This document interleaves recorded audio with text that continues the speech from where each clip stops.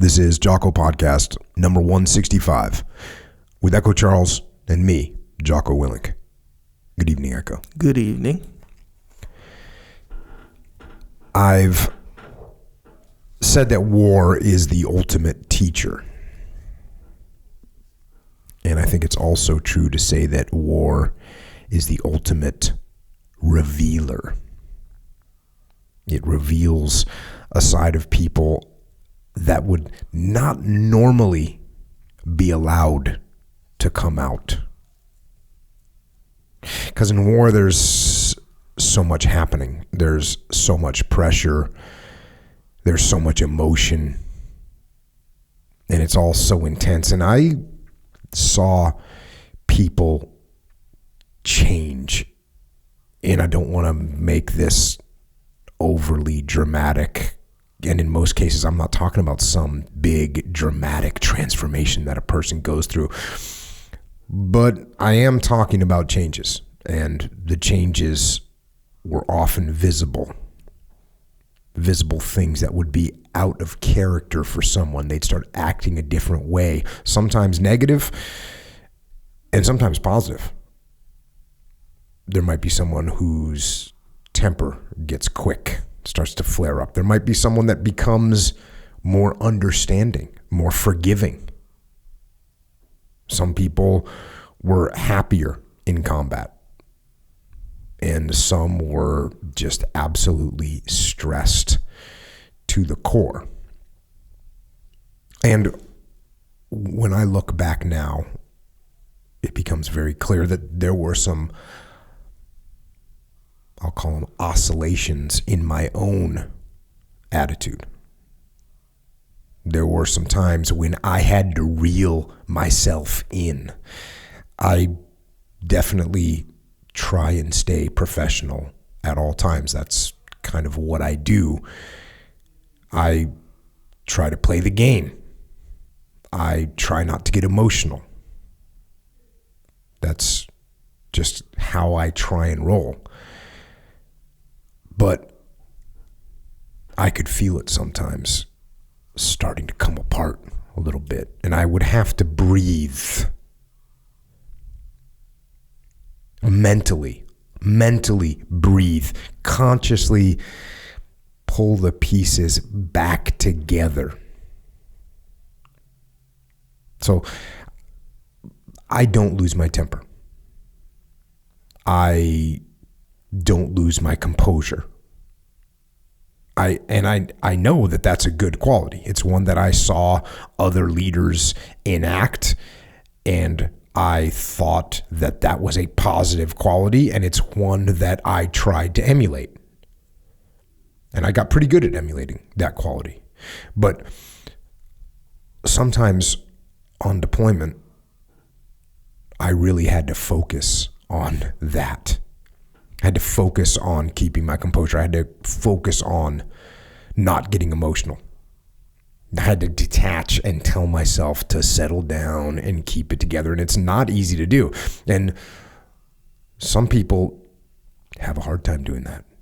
And they get short-fused and they lose their temper at the drop of a hat once they're under the stress of sustained combat.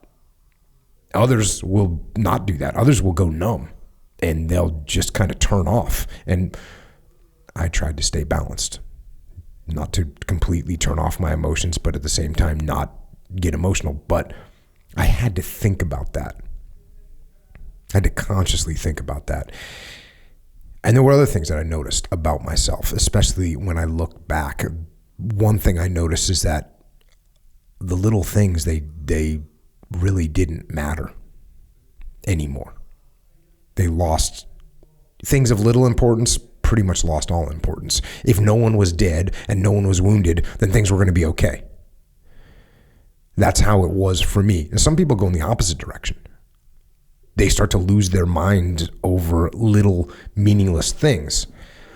And what they're doing when they lash out in those situations is that's how they're letting out the seething, all-encompassing stress that they're feeling. Another thing I noticed is that I'm normally very tactful when I communicate with people up and down the chain of command. And it's pretty natural for me. I've been doing it for so long. I'm thinking about what I'm saying. I'm making sure I'm saying the right things and that they're being understood correctly. I understand the importance of communicating from a leadership perspective. But during combat deployments, I can tell you, I had to think a little bit more. I had to put a little bit more thought into what I was saying, because the urge I was fighting against often was this urge just to be offensively blunt, just blunt, and really even condescending or sarcastic or patronizing or snide or mocking or cutting. Because there is some level of madness in war. There just is. I mean, let's face it. You're going to go out and you're trying to kill people and they're trying to kill you. And your friends are trying to kill their friends and their friends are trying to kill your friends. That's not normal. That's, if you take that out of context, that's just madness. And that madness in war, it can creep into your head, and then very easily it can creep out of your mouth if you let it. And these were all these types of things. They happen to me. They happen to everyone. I think I had a pretty good handle on it. And some people handle it better. Some people handle it worse. The combat situations I was in, there's people that have gone through infinitely harder combat scenarios for all of mankind, from the history of mankind. Everyone in these situations is going to have to react to them in some way. Everyone's going to be impacted by that madness of war. And like I said, they're going to react in different ways depending on who they are, depending on their background, depending on their personality. But the war itself is going to reveal. It's going to reveal strengths and weaknesses. It's going to reveal fears and regrets. It's going to reveal ego and selflessness. And when we see death, when we face death, when our friends and our comrades are wounded and maimed and killed, that has an effect. And you might think, how hard do I have to pull in on the reins of my own fury and hatred and murderous thoughts when young man after young man is sent home in a flag-draped coffin? I can tell you I had to pull in those reins hard. And I wasn't alone. I was surrounded by men with the same vengeful thoughts. But those thoughts have to be tempered and they have to be controlled, or else everything falls apart. But those thoughts get revealed because of war. And war reveals things about us that otherwise might slip by. Things we might not want to share. Thoughts that we might not even know are a part of us. But they are a part of us. And in the end, war ultimately reveals who we are. It reveals our nature, and thereby reveals human nature itself. It reveals our psychology. And you can imagine that understanding all these different actions and reactions from your subordinate leaders, from your commanders, from your troops, from yourself. There's no way to effectively lead without some understanding of all these people and their nature. People that you must work with in order to accomplish the mission, in order to win. And while that is crystal clear in war, it applies to every undertaking. It applies to everything that you try and do, knowing the people you work with, understanding the people you work with, knowing and understanding your enemy, knowing and understanding yourself, knowing and understanding psychology and human nature. And the better you can do that, the better you will perform as a team and as an individual, and especially as a leader. And we spent the last podcast talking about the first part of a book called Psychology for the Fighting Man. What you should know about yourself and others. It's a very straightforward book, written in 1942, right as World War II was kicking off. And on the last podcast, we covered the early sections in the book about things like putting the right people in the right jobs, about the importance of training, about the best ways to teach and learn, and how to become more efficient. And today we're going to dive into the second half of the same book, which gets into some incredibly insightful and some incredibly revealing topics.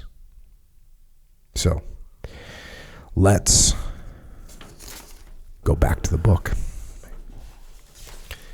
Kicking off with this section, and it's actually not this isn't actually the second half of the book. This is probably the last third of the book that we're getting into. And starts off with this section that's about morale. Here we go. Morale depends on the incentives to human action, on men's motives, on their emotions, and how they react to their emotions. It can be developed in a military unit by the control of those psychological conditions which determine men's desires and conduct and affect their attitudes toward one another and toward the great undertaking of winning a war. And then it rolls into talk about incentives. Some of these are pretty obvious, starting off with hunger. Hunger is a mess call most sure to be heard. Pain is an alert seldom missed. The most primitive incentives for action, which man shares with other animals, are his bodily needs: hunger, thirst, sex. The need for rest when he is tired, the need for activity when rested, the desire to escape from pain, extreme heat, extreme cold, and other intolerable conditions. It might be possible to control men or animals by the use of these incentives. You might make a man go hungry until his work is done, and then let him eat as a reward. You might make a man fight by lashing him and then letting up on him as a reward for fighting. But that isn't the way our army works. Whenever possible, it supplies enough food and rest to its soldiers and makes other provisions for their comfort so that they stay in good spirits and can do their work well. But in fighting areas, it's not always possible to provide these physical comforts. When food or water is short, when the weather is too hot or too cold, when it becomes impossible to bathe and shave, when bombs and shells drive sleep away and fatigue makes effort a torture, problems of combat morale arise.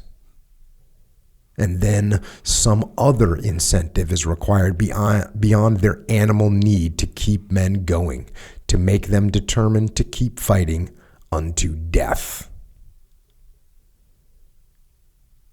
When the primitive needs are no longer enough, it is the social incentives which help a fighting man do his utmost. There are many social needs. Here are some of them. So, interesting way to kick it off. And those are so obvious. We all know those things. We all know that if we're hungry, we all know if we try and escape from pain. We all know we try and find comfort if there's discomfort. Mm-hmm. I know you especially know that. Sure, a little bit. But when those things, you can't always provide those things. And it's, what's really interesting, we're talking about, it's just words, right? It's just words in a book, talking about to make them determined to keep on fighting unto death. Just words in a book right now. But if you think about, well, this is World War II, we're getting ready to go, and hundreds of thousands of men are going to go and fight into the death. And these primitive needs aren't going to be enough to drive them. So here's some social needs that people have. Number one, desire for social approval, admiration, recognition, and appreciation. 2, desire for security, safety, escape from danger, and disapproval or fears of all kinds. Number 3, the desire for power, mastery, domination, superiority, and self-assertion. Number 4, desire for adventure, new experience, freedom, escape from futility, humdrum. Number 5, desire for personal response, companionship, friendship, love. Number 6, desire to help and protect others, especially the weak and helpless, such as children. Number 7, desire for a successful achievement, completeness, effectiveness, the desire to do a good job. Number 8, desire to destroy interference with other desires, aggression, and rage. It's when I'm reading that list, I think of little people that I've known, and what was driving them. Yeah. I remember thinking this. So you think of the military as a group of people. Even I do. It's a group. You think of, it's an army, it's a battalion, it's a brigade, it's a company. You think of it as a unit that's working together. But what I will tell you is these desires right here are so important for the conduct of warfare, because when you get down to a battalion level, a company level, a platoon level, there's individual human beings that are driving that thing forward. And if you didn't have a leader in charge, or it doesn't necessarily have to be the platoon leader, but if you didn't have a platoon sergeant, if you didn't have someone in that organization that was going to drive this thing forward, it wouldn't go anywhere.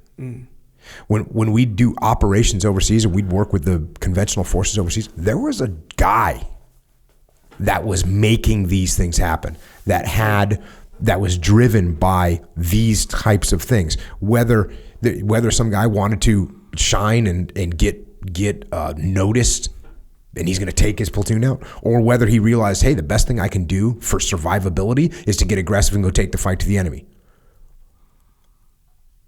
All these things, you can see where they come into play, and you see the same thing in civilian organizations. When you see what's driving me, you ever hear the question of like a rich person, whatever that means, but how much is enough, right? There's very few people that become financially successful that go, okay, you know what, I'm good. Yeah. Okay, I've got 2 houses, 3 houses. I've got a bunch of really nice cars. I've got a bunch of money in the bank. I'm good. Yeah. I'm fine. I'm done. That doesn't happen very often. The folks that they achieve there, and then they look up and go, wait, I can do some more. And whether that's, just completing a job, like it says, the desire to do a good job, or the desire to help other people. Hey, the more money I get, the more I can give to other people. Like, these things are real, and they really drive. And so when you see a organization get stagnant, you got to look and say to yourself, how can we fuel this desire? How can we allow this mission to answer some of these desires? Going back to the book, when a military leader calls a man by name and gives him a simple word of commendation for some task well performed, he's appealing to at least 2 or 3 natural incentives: Calling a man by name shows personal interest, which almost every soldier likes. The commendation is social approval. If the soldier has been feeling insecure, not quite sure of things, then perhaps his sense of security is established by the event of his leader's approval. He also has assurance that he has accomplished a job well done. Think about that. All it is, and I've talked about that a bunch on here, where I say, sometimes leaders don't realize how powerful it is to say, hey, Echo, really good work on that last video. People don't realize, right? Hey, Echo, really good job holding security last night on that position. Mm-hmm. And I've said it's powerful. Now here's why. Here's some of the things that feeds that person. These desires that they want satisfied get fed when a leader steps down and gives a commendation like that. Back to the book. Social approval is a strong motive in human affairs. And in general, praise is much more effective than blame. Commendation can get results when bawlings out fail. By bawlings out, they mean yelling at people. Reproof tends to leave resentment. Oh, this is so smart. Blame is often, however, effective when used in private and in moderation against a man whose quality of performance is high, for he will work hard to avoid such criticism. I had the luxury of oftentimes working with people where if they messed something up, if they got in trouble, whatever, I didn't need to do anything. Yeah. I could just basically say, I heard what happened. And that was enough. Like they were just never, they were never going to stop until they corrected that in my eyes. Yeah. Yeah, I could see that. Yeah. A man wants to count, to amount to something, to feel that he is worthwhile and appreciated. Promotions, citations, and distinctions of all kinds help serve this purpose. Fear of the disapprovals of others or some other form of punishment works as an incentive, but it is not as good as a steady thing. Troops coerced into action by a snapping martinet become anxious, disgruntled, jittery. There is a loss in morale, in initiative, in judgment, even in skill. Men do better in groups, whether fighting or working. And one thing that's interesting, and we're going to get to, there's a section in this part of the book called leadership. And there's a definite dichotomy, and you can hear it here, starting to talk about how it sometimes it leans towards the stereotypical military idea of like, if I tell you what to do, you do it. Mm. But every time it leans towards that, it counters it. It counters it and says, look, if people don't respect you, look, if people don't understand why they're doing what they're doing, like it always comes back to the true leadership. Even though it brushes up and it converses about some of the stereotypical military leadership, it certainly every time counters them with real, true leadership. Back to the book. A soldier's desire to do a good job, his sense of workmanship is helped whenever he can be allowed to understand the nature of the whole undertaking to which he is contributing. A successful leader never assigns tasks blindly when he can reveal their larger purpose. By allowing his men to see the significance of their own smaller jobs, he dignifies the lesser tasks by relating them to the large one. This is always make sure your people understand why they're doing what they're doing. That's what it is. It's a successful leader never assigns tasks blindly. He wants to make sure that the subordinates understand the nature of the whole undertaking to which he's contributing. This stuff is so important. Continuing on, morale is the capacity to stay on the job, especially a long, hard job, with determination and zest.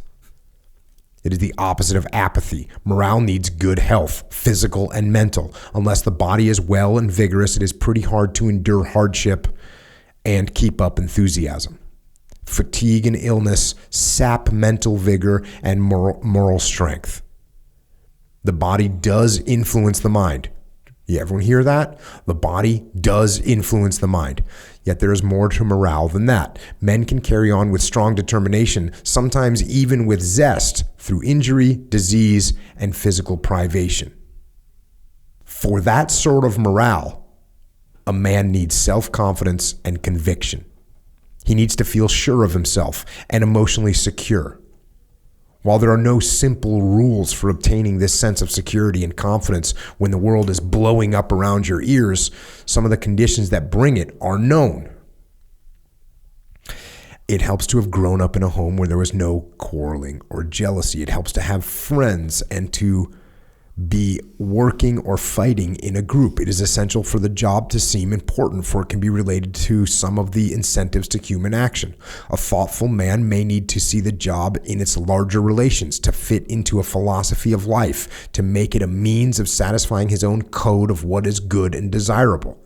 He may need to take a long-range view that extends beyond his own lifetime and perhaps into another world. All incentives to human action are potential morale builders. There is a back and forth relation between work and morale. Not only does morale make soldiers work and fight, working and fighting keep up their morale. Somebody in the last podcast, somebody on Twitter just hammered out quotes from this book. And I was rereading them, because I'm reading this whole book and I'm just rereading these quotes.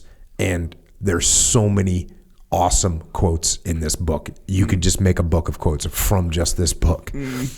That's one of them, though, right? Not only does morale make soldiers work and fight, working and fighting keep up their morale. It's 100% true. Especially in times of emotional stress, as in battle, does a man need to be doing things. As for work alone, men are not naturally lazy. People like to work. Enforced idleness is a cruel punishment. It has been shown again and again that persons with useful jobs to do in air raids are unlikely to be afraid of bombs. They are busy and their morale is good. They carry on because they have important and useful work to do. Actually, they feel secure, even in an air raid, which is a strange place to feel secure. It is the same with a trained soldier in the midst of combat. That stuff is brilliance right there. That's brilliance. That's why you have standard operating procedures. That's why you have an immediate action drills. When you get attacked by the enemy, everyone knows what their job is supposed to be. And it doesn't even allow them time to be scared. I have one parachute failure where I pulled my reserve parachute. And I got to the ground and people were, oh, you know, because all of my buddies that I was jumping with at the time, we were all kind of the same level, except for maybe one guy that had a ton of jumps. But all my friends, all my platoon mates were all, bro, you pulled your reserve? And I was like, yeah. And they were like, bro, was it sketchy? And I was, I said, I thought about it and said, no. I did what we trained to do. Arch, look, grab, pull, check. I did what the procedure says to do. That's what I was thinking about. That's what I was focused on. That's what I did. So when you have, if I didn't have a protocol to follow, it's like my parachute gonna fail. I'm gonna die in 12 seconds or whatever it is. Like you're dead in 12 seconds if something good doesn't happen real quick. Yeah, bro, that's it's not even 12 seconds because you're at 2,000 feet and you're falling. Yeah, it's not very much time. You're going to be dead pretty quick is what I'm saying. Yeah. And I didn't even think about it. And I got to the ground and it's like my adrenaline didn't even move. Right. Because you're doing what you're supposed to do. Yeah. Like you, man, and obviously we're thinking about it not in the situation. So yeah, it's all scary. I mean, you pull one chute, it doesn't work. And I'm saying outside of the procedure, I'm saying the facts of the reality of the situation. You pull one chute, it doesn't work. Proof that parachutes don't work to you right then and there. Proof. Oh, if you want to start digging a fear hole, you can dig one real deep right now. That's what I'm talking about, though. And then now, guess how many chutes you only have left? One. You already witnessed firsthand one chute failing. So far on this parachute jump, you're 100% fail rate 100%. With parachutes. Yep, and you only got one more chance. Got one left. Yeah, within 10 seconds or whatever. So really, your brain is like, so this is it. If you think of it that way. But yeah, if your mind is occupied with procedure, and then you just do, and then it's like you don't have time to be scared about anything unless there. If the second one fails, then it's different, obviously. But your mind doesn't have room to start making all these fearful assessments. Action taking action is a real positive thing in so many situations. When you start feeling fear, you got to do something. You got to step up and do something. That's like, in like a jiu-jitsu tournament or whatever, like a competition situation. And I would imagine it'd be like this if you're talking publicly or whatever. Before you do it, like, okay, before, when I used to compete a lot in jiu-jitsu, before I'm like, oh my gosh, like you're anxious and you just like, the feeling beforehand is like way different than when he says start. When he says start, you're not even nervous anymore. Yeah, which you do every day anyway, kind of thing. And because you know what to do, and that's what your mind is on. You're not feeling like, even though you don't even know this guy, you never even seen this guy before, so you don't know what mystery this guy holds. I'm just saying that's kind of what you're thinking before you go on. But once you, for sure, hesitation is the moment that you have to overcome for fear. Yeah, and action will help you do that. Back to the book. If an officer wants to assess the morale of his own unit, there are at least two things for him to do. He can listen. Men will talk when permitted or encouraged to, and they will sometimes speak freely. When they do, they give their leader information that will enable him to answer these questions. Do the troops feel like they are being well trained, well led? Do they think their weapons are adequate? Do they want to try and get the enemy? Are they proud of their unit? Do they have suggestions for its improvement? Do they think they get fair treatment, fair chances for advancement? Are they worrying about anything back home? Or what about what will happen when the war is over? From the answers to questions like these, an officer can usually estimate accurately the morale of his unit. He can also study the behavior of his men. Are they ready to volunteer for special duty? Are there frequent violations of discipline? How many are AWOL? How many in the guardhouse? What is the rate of venereal disease? How do they receive bad rumors? Are there many fights, and are the fights based on religious or racial differences? Morale building is the primary task of leadership. Actually, it says a primary task. Morale building is a primary task of leadership. Any leader trying to improve the morale of his unit will find these rules helpful. So, one of the main things you have to do as a leader is keep morale up. No doubt about that. If your morale falls apart inside of a team, you're in a bad situation. And here's some things to help you improve morale. 1, make each man feel he is needed by his unit, that his job is important. 2, never let a man forget that he is a soldier and that a soldier of the United States Army is an important and respected person. 3, make it very clear that the unit has its own important function in winning the war. 4, encourage the expression of pride in achievements of the unit. 5, give commendation and encouragement when it can sincerely and appropriately be given. For fair appreciation usually works better than condemnation. 6, never belittle or humiliate a man in front of others except when a military emergency, as in battle, may require quick correction. When rebuke is necessary, do it in private and make it clear that it is the act that is punished, not the man. 7, keep idleness at a minimum, but make recreation possible. A little dichotomy you have to balance there. Train each man in every useful task and action that actual combat will require, and teach him that these habits will reduce his fear when combat comes, as well as make him a trained and able fighter. 9, let men work together in groups whenever possible because the social relation increases effectiveness. And 10, let the soldier on isolated duty feel that he is an indispensable man, not a forgotten one. Great advice there. How often, and this is something I've talked about, the way I used to say this is I would say I want every person in my platoon to think that their job is the most important job in the SEAL platoon, right? I want the point man to think, hey, point man, if you don't know where you're going, everyone's lost. You got the most important job. And the platoon commander, hey, this is your patrol. You're the guy in charge. You're got the most important job. And the radio man, hey, radio man, if something goes sideways out there, it's you with your ability to communicate with air assets and other support elements that are going to save everyone. You're the most important guy. And then the medic. Hey, if someone gets shot, you're the guy. It's like I go right on down the line. Yeah. Everyone thinks, and what's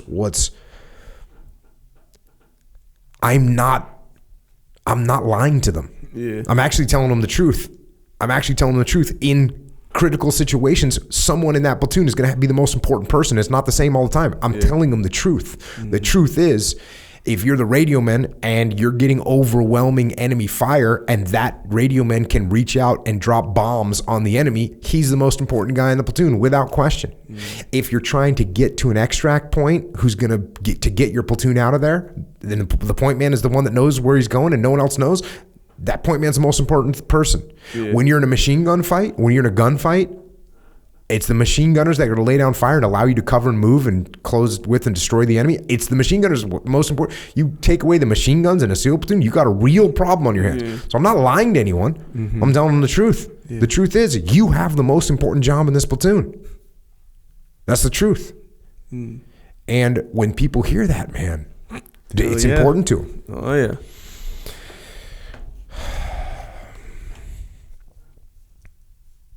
And he goes back, the book goes back again, making sure that everyone understands how important what the unit is doing to the strategic victory.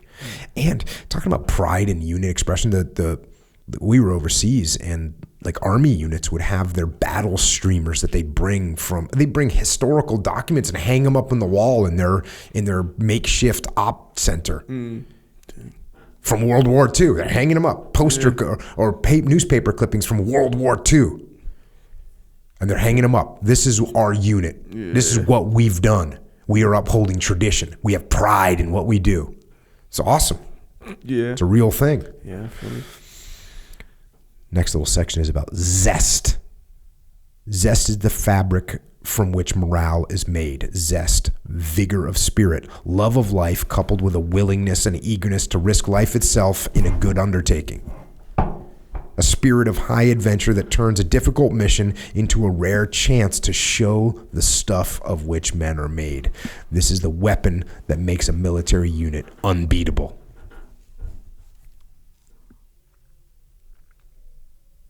Think of a mission as a rare chance to show the stuff of which men are made. Highly motivated. Zest depends first upon physical fitness. It demands a sharp appetite that will make a soldier eat plentifully and digest his food. It requires physical exercise that brings plenty of oxygen into the lungs and plenty of red blood circulating to the brain and back to the hands and legs. If a man is to meet the sunrise with any sort of spirit for the new day, he must have slept at night sound and undisturbed by anxious dreams within him or by vermin in his bed. Fatigue can quickly reduce a fighting spirit. The symptoms of mental fatigue, whether in the air or on the ground, are a staleness, a lack of interest in the job to be done, lack of enthusiasm, a heaviness of limbs, eyelids, even of the will that makes it well nigh impossible to drag through the day's duties, and with it, shortness of temper, irritability, and the blues. All leaders have to be constantly on guard against this insidious spiritual fifth columnists among their men and among themselves. Regardless of how invaluable the man, when fatigue is made at this attack on his fitness, he must have relief. He must be required to sleep, to take respite from responsibility, to get away from the strain he has been under. Otherwise, the price is a psychological casualty. And the more important the man, the greater the cost to the army. Make sure your people are getting some rest as much as you can. And again, this book counters these things all the time by saying, hey, there's sometimes where your people aren't going to be able to rest. That's the way it is. So then what you have to do is you have to understand that. That's what this book is about. You have to understand now what are the risks involved. Now we've got a unit that is severely fatigued and battle worn. What are the risks? They're not going to be able to fight as well as they did when they were fresh. If you don't know that, perhaps you send them in the front line to another battle. If you know it, you take another group that was in the rear and you send them to the front line. You let the guys that are fatigued be the reserves. That's why you have to know and understand these things. Back to the book. Excessive physical discomfort can also eventually deaden all zest for life and for battle. Men can fight with their socks stiff with dirt or frozen to their feet, with hands so swollen and cracked that they can barely pull a trigger.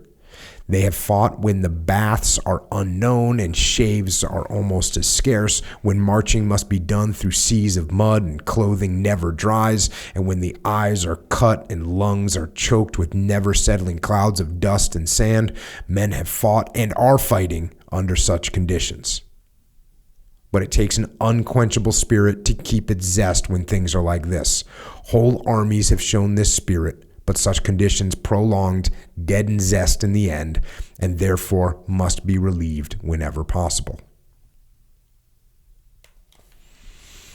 When a man has his first encounter with the immediate threat of death, when he must kill and see men killed, when he must steel himself to hear the unheeded cries of the mortally wounded and endure the stench of battle, a man may become sick in his very vitals.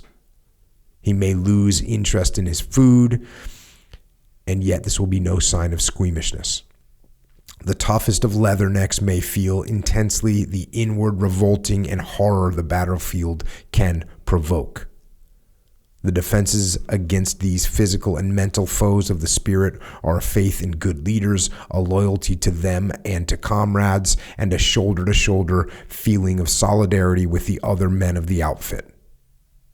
I can go anywhere and stand anything my captain and the rest of my outfit can. Got to set that good example. Fear, ally or traitor. The first battle, the first experience of having an enemy machine gun aimed at you, the first time an airplane swoops low to lay its deadly eggs in your particular patch of ground. That is an experience anticipated by the young soldier with mingled dread and eagerness. He is eager by that time to get at the enemy. He has learned a great deal about the science of war and wants to use this knowledge to wipe out the enemy and gain victory. But he always wonders, every man does, just how he will behave when the time comes. He doesn't feel like a hero. If he is honest, completely honest with himself, he knows he will be scared, terrified. The experienced soldier who has been through all this the first time and many other times has found out for certain that every man going into battle is scared. His hands tremble, his throat is dry, he must swallow constantly because his heart is in his mouth. He does idiotic things like looking at his watch every few seconds or examining his rifle 100 times to be sure it is loaded. The soldier green to battle may think he is the only one so disturbed, but it is true of all the veteran as well. And it is true of the enemy. Germans and Japs get just as scared as Americans and British. The bad moments do not come during actual combat, however, but in the time of tense waiting just before, as you just talked about, Echo. As soon as the frightened man is able to go into action, to do something effective against the enemy, especially if it involves a violent physical action, his fright is apt to be dispelled or forgotten because he is too busy fighting to remember it. And this is great propaganda to talk about, because what they're giving this book to young soldiers that are getting ready to go and fight. And what they're telling them is, look, you're going to be scared. Everyone's scared. It's fine. So that way they don't get scared and freak out because they're scared. Because they're scared, yeah. Airplane pilots who had distinguished themselves in action against the Japanese said, when asked whether they were scared during those moments of acute peril, why, I don't know. There was too much to do. We didn't have time to think. Most were scared at first, wrote a member of a torpedoed ship. Sure we were. But when the torpedo hit us, we forgot all about it. There wasn't much time, and then there was much work to do. It's another thing and it's going to go into this, but when you're a leader and things are going bad, give people something to do, right? Give them a direction. Give them an order. Say, look, all right, this is what we're going to do right now. I don't know about that, but here's what we're going to do. We're going to move all these chairs and get them into this, whatever. You figure out something to do and do it. Encounters with the enemy are most terrifying when they are unfamiliar. The soldier becomes used to gunfire, to explosions, and to the sight and odor of death. As the soldier becomes used to gunfire, explosions, and the sight and odor of death, he gradually acquires the power to meet these things more stoically. He does not actually lose his fear, but learns to ignore it sufficiently to keep his attention mainly on the business of combat. And if he has in his trained hands a good weapon, which he knows will put the enemy out of action, this gives him a feeling of confidence, a sense of power that in large measure outweighs his fear. He knows it will soon be the other fellow's turn to be scared. Fear, when experienced, is intensely uncomfortable and seems often to be incapacitating. If the period of fright is prolonged, a man may feel that his nerves are all shot by it. For fear is disintegrating, demoralizing. It shatters morale. The soldier may be rooted to the spot, paralyzed or immobilized by fear. Nevertheless, such awful moments before an attack, when each second seems an hour, may actually be useful to any soldier. They may really add to his efficiency. For fear is the body's preparation for action. The heart pounds faster, blood pumping more rapidly to the arms and legs and brain where oxygen is needed. The lungs do their part by quickened breathing. Blood pressure goes up. Adrenaline, which is nature's own shot in the arm, is poured liberally into the bloodstream. Subtle changes in body chemistry, automatically affected by powerful emotion, serve to protect the soldier in action in ways he would never think of if he had to plan them himself. His blood clots more readily. He loses temporarily sense of fatigue, even though he may have been dog-tired.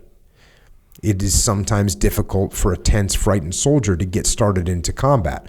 To begin the action will relieve his fear. That part is taken care of by army training and discipline. Months of training have taught the soldier to respond from habit to definite battle orders, even though in battle commands often cannot be given as in training.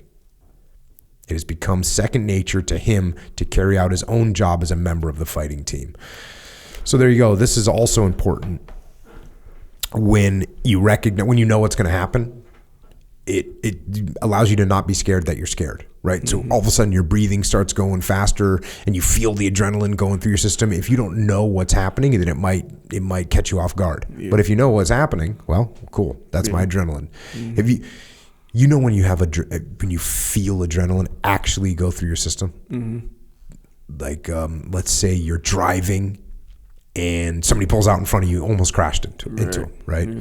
And you can feel the adrenaline go down your arms and your legs. Mm-hmm. You felt that before? Oh yeah. So if you don't have any idea what that is, and it happens, it might scare you a little bit. Yeah. Once you know what it is, you're kind of good with it. Yeah, it's like it's how people. I mean, I don't know the actual process, but you know how like yeah, when you tense up before you do something, right, and you feel your heart like beating all fast and stuff like that. If you know, okay, you know, I'm getting excited because of this, you know, event that's big in my mind or whatever. But if you don't know, or you're like, well, I'm losing it. I feel like I'm losing it right now. You know, like if you're, I don't know, you know, if you're about to go skydiving or something, different for you, obviously. But the normal person before they jump out of an airplane, you know, they're like, oh my gosh, I'm losing it. I can't. You know? And that's what's a lot of the military training that you go through is to get yourself. Hey, when you start fast roping out of a helicopter, when you're rappelling off of the side of a cliff or out of a window in an urban environment, or you're parachuting, static line parachute, free fall parachute, all these things that you do, when you first start doing them, there's like an adrenaline rush, but you just get used to it. And so then by the time you're getting shot at, you're like, oh yeah, I know what this is. I'm good. Yeah. I can carry on. Yeah. Back to the book. No matter how distracted your mind may be by unfamiliar and terrifying sights and smells and sounds, you act from sheer force of habit. In fact, it is habits which take care of a man if he is too frightened to think clearly, like the habit of diving for cover when bombs come down. Then presently you are in action. You are fighting. You are at last using your force against the foe. No more are you a depressed, frightened soul. Fear is forgotten, provided you are well trained. good to teach people how to respond in certain situations. Like even, when it comes to the self-defense, hey, if you get attacked, here's what happens. Here's what you do. When they just have that plan, that's worth a lot. Just having a plan is worth a lot. Somebody grabs you here, this is your reaction. Somebody grabs you there, this is your reaction. Those things, if you see them out of context, like if you watch a Gracie self-defense video out of context, you'll say, well, it's going to be hard for that particular move. If you go watch like a McDojo self-defense, then you go, that's just, obviously that's never going to work. But even you watch a Gracie self-defense thing out of context, you don't understand it. You might be like, oh, I don't know how that's going to work. But it's a plan that you're going to take action. Oh, yeah. And it is an effective plan, by the way. It's not like it's not a good plan, but the fact that you are going to immediately take action, you're going to respond to the event immediately, it's going to put you in a totally different place and a much, much infinitely better place than I just got, someone just grabbed me by the head or by the arm and I have no idea what to do. Yeah. That's a bad situation. Then that fear is going to rise. If you have a reaction, boom, you go into action. Yeah. And then he talks about like training, right? If the well-trained person, it's like you're just so, because training is just like repetition, right? All these different scenarios. So you're so used to it. It's like nothing new. You're so like used to this stimulus or whatever. Okay, remember when you're in elementary school, they do a fire drill every whatever. They ding, ding, you just calmly stand up and walk out in a single file line. It's like, it's kind of boring in a way, but I mean, we never had a fire in my elementary school, but I'm imagining that if once you heard, it was a specific bell that went on. It, instead of the regular bell, it would go ding, ding, ding, ding. It was obviously a fire drill, when you heard the bell. So it was so ingrained in me anyway. I'm sure everyone else felt the same way as a kid. When you heard that, you were like, oh, you just sort of automatically like a zombie stand up and line up like, it was almost like, it was like so automatic. So I'm assuming that like if a fire actually happened, your instinct would be to do what just you've been do it. trained to do. Normally. Totally. You wouldn't run and scatter and be all crazy or whatever. You just, because you're so quote unquote trained just to do it, Completely. I guarantee if you look back in the history of school fires, at some point there was a school fire before they did that training and everyone panicked and freaked out and people died. Yeah. Or maybe people didn't die, but people said, oh, that could have gone bad. And so then, guess what you do? You rehearse it, you train. This bell means stand up, move in this direction, go out this door, assemble in the recess area for a head count. Yeah. In fact, I remember in college, someone pulled the fire alarm. It ended up to be a prank, but everyone sort of thought that, oh, this building is on fire right now. Because it was in the middle of the night. I don't think I've ever believed a fire alarm in my whole life. Yeah. And I'm trying to think I've been in one situation where there was a legit fire, but I was like completely, everyone just thought I was super cool and calm, but I was actually just didn't believe it. And then finally I was, we need to get out of here. Yeah. But yeah, most fire, because you think about, I've experienced a lot of fire alarms and there's a very low percentage of them that were real fires. Yeah. Yeah. And that's, I mean, I guess that's an added element though. Like if you're trained, but you never think it'll ever happen, I would think that'd be a little bit different, because almost like you run the risk of when it actually does happen and you smell smoke or see the smoke or see the flames or whatever, that might introduce an added element that you weren't expecting, Yeah. So that might jam you up. But nonetheless, I think like, when you go through it, like I remember there was a fire, but it was like way in a different building and it was just procedure. Everyone evacuate, kind of thing. And we found out it was just later or whatever. So I don't think I ever had the stimulus of the fire, but in college or whatever, when I did think that it was on fire, I didn't hear it I didn't smell it or see it or nothing like that. You thought it was legit on fire. Thought obviously we're in no threat. Yeah, because if there's no fire around you, then you think you got time to get out. Yeah, right. But it was still the same. Like no one was panicking. It seemed like recommend that, but I'm just saying there's no like what we're talking about here. There's no incentive to run. Yeah, because it's just the alarm and you follow the procedure. Yeah, well, and then if let's say you're just lining up in a single file line calmly, because you're supposed to do it calmly. Meanwhile, the guy behind you is like choking and getting his shirt's on fire. Bro, you're going to run straight up. I might try and help him, actually. Give him the old stop, drop, and roll. Stop, drop, and roll. That's old school, yeah. Try and help him out. Not just running for my bro that's on fire. Good point. Check. All right. It goes into some specifics here. How to fight fear. 1, action dispels fear. Do something. In the time of suspense, when men are all ready for action but are waiting for the signal to start, fear is at its height. If the period of waiting is prolonged, perhaps delay until a weather changes, the time should be occupied with preparation for action. Fight fear with necessary or manufactured work when expecting combat, when waiting for enemy bombers to return. Manufactured work. Like, hey, you just got to make something up for people to do. Yeah. Seems busy. Yeah. Huh. And it's not hard. In combat, there's always something to get ready, right? So it's not hard to say, all right, what we're going to do is we're going to set up a couple other bunkers. Let's fill some sandbags. Cool. We're all working. There's always a reason. It doesn't even have to be manufactured. It can be real. 2, physical contact with friends helps. Men should, if at all possible, stay within sight in time of peril, but not bunched up enough to become a bomb target. Just the presence of another man not far off when no word is spoken minimizes fear. 3, roll calls help. Men in peril should be reminded that they are not alone. 4, knowledge is power over fear. Surprise is the most important element in battle. Thus, men should be constantly kept informed of the dangers they may meet. That one could be that's a little bit of a tricky one, because sometimes people would get a little freaked out when they would hear about what the enemy can do. You know what I'm saying? Yeah. Like, I'll tell you one thing. When we were in Ramadi, there was a lot of IEDs. And if someone would come to visit us, and they wanted to come on an operation with us, we would give like the slightly longer IED brief so that they understood the threat. It wasn't always helpful for them psychologically. You could see, as the brief went on, you could see, I would watch the reactions on people's faces, and you could see them start getting really concerned. Yeah. Because it's just, my EOD guy standing there. Here's the bomb, from this is what it did to this vehicle yesterday. This is what it did to the vehicle the day before. Here's what it looked like. Here's one that they found. Here's one that they did. And it was just, slideshow of bombs. Yeah.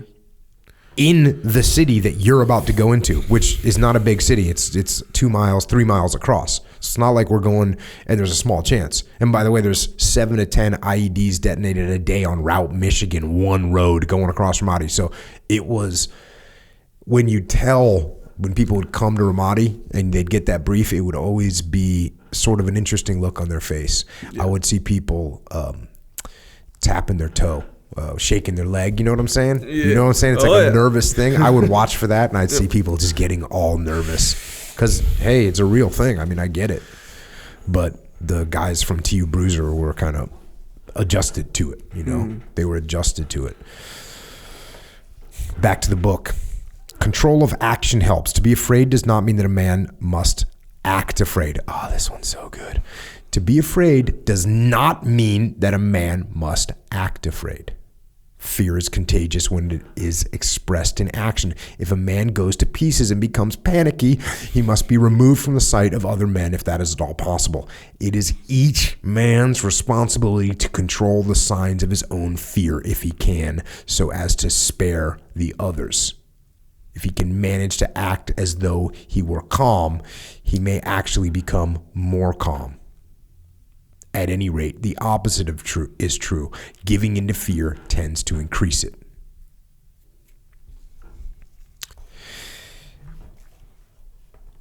There you go. It's straightforward. Don't be shaking your leg during the brief. Yeah. You know what I'm saying? Sure. Don't show that you're scared, because that gets contagious and other people will start feeling like you're afraid. You got to act like no factor. Whatever. You think they can blow me up? Bring it. Yeah. Bring it. You can't be panicking and freaking out. And each man is responsible to keep themselves in check, keep their fear in check. And just because you're afraid doesn't mean you get to act like it. Yeah. Is that kind of like when your kids get older, you have to have that conversation with them.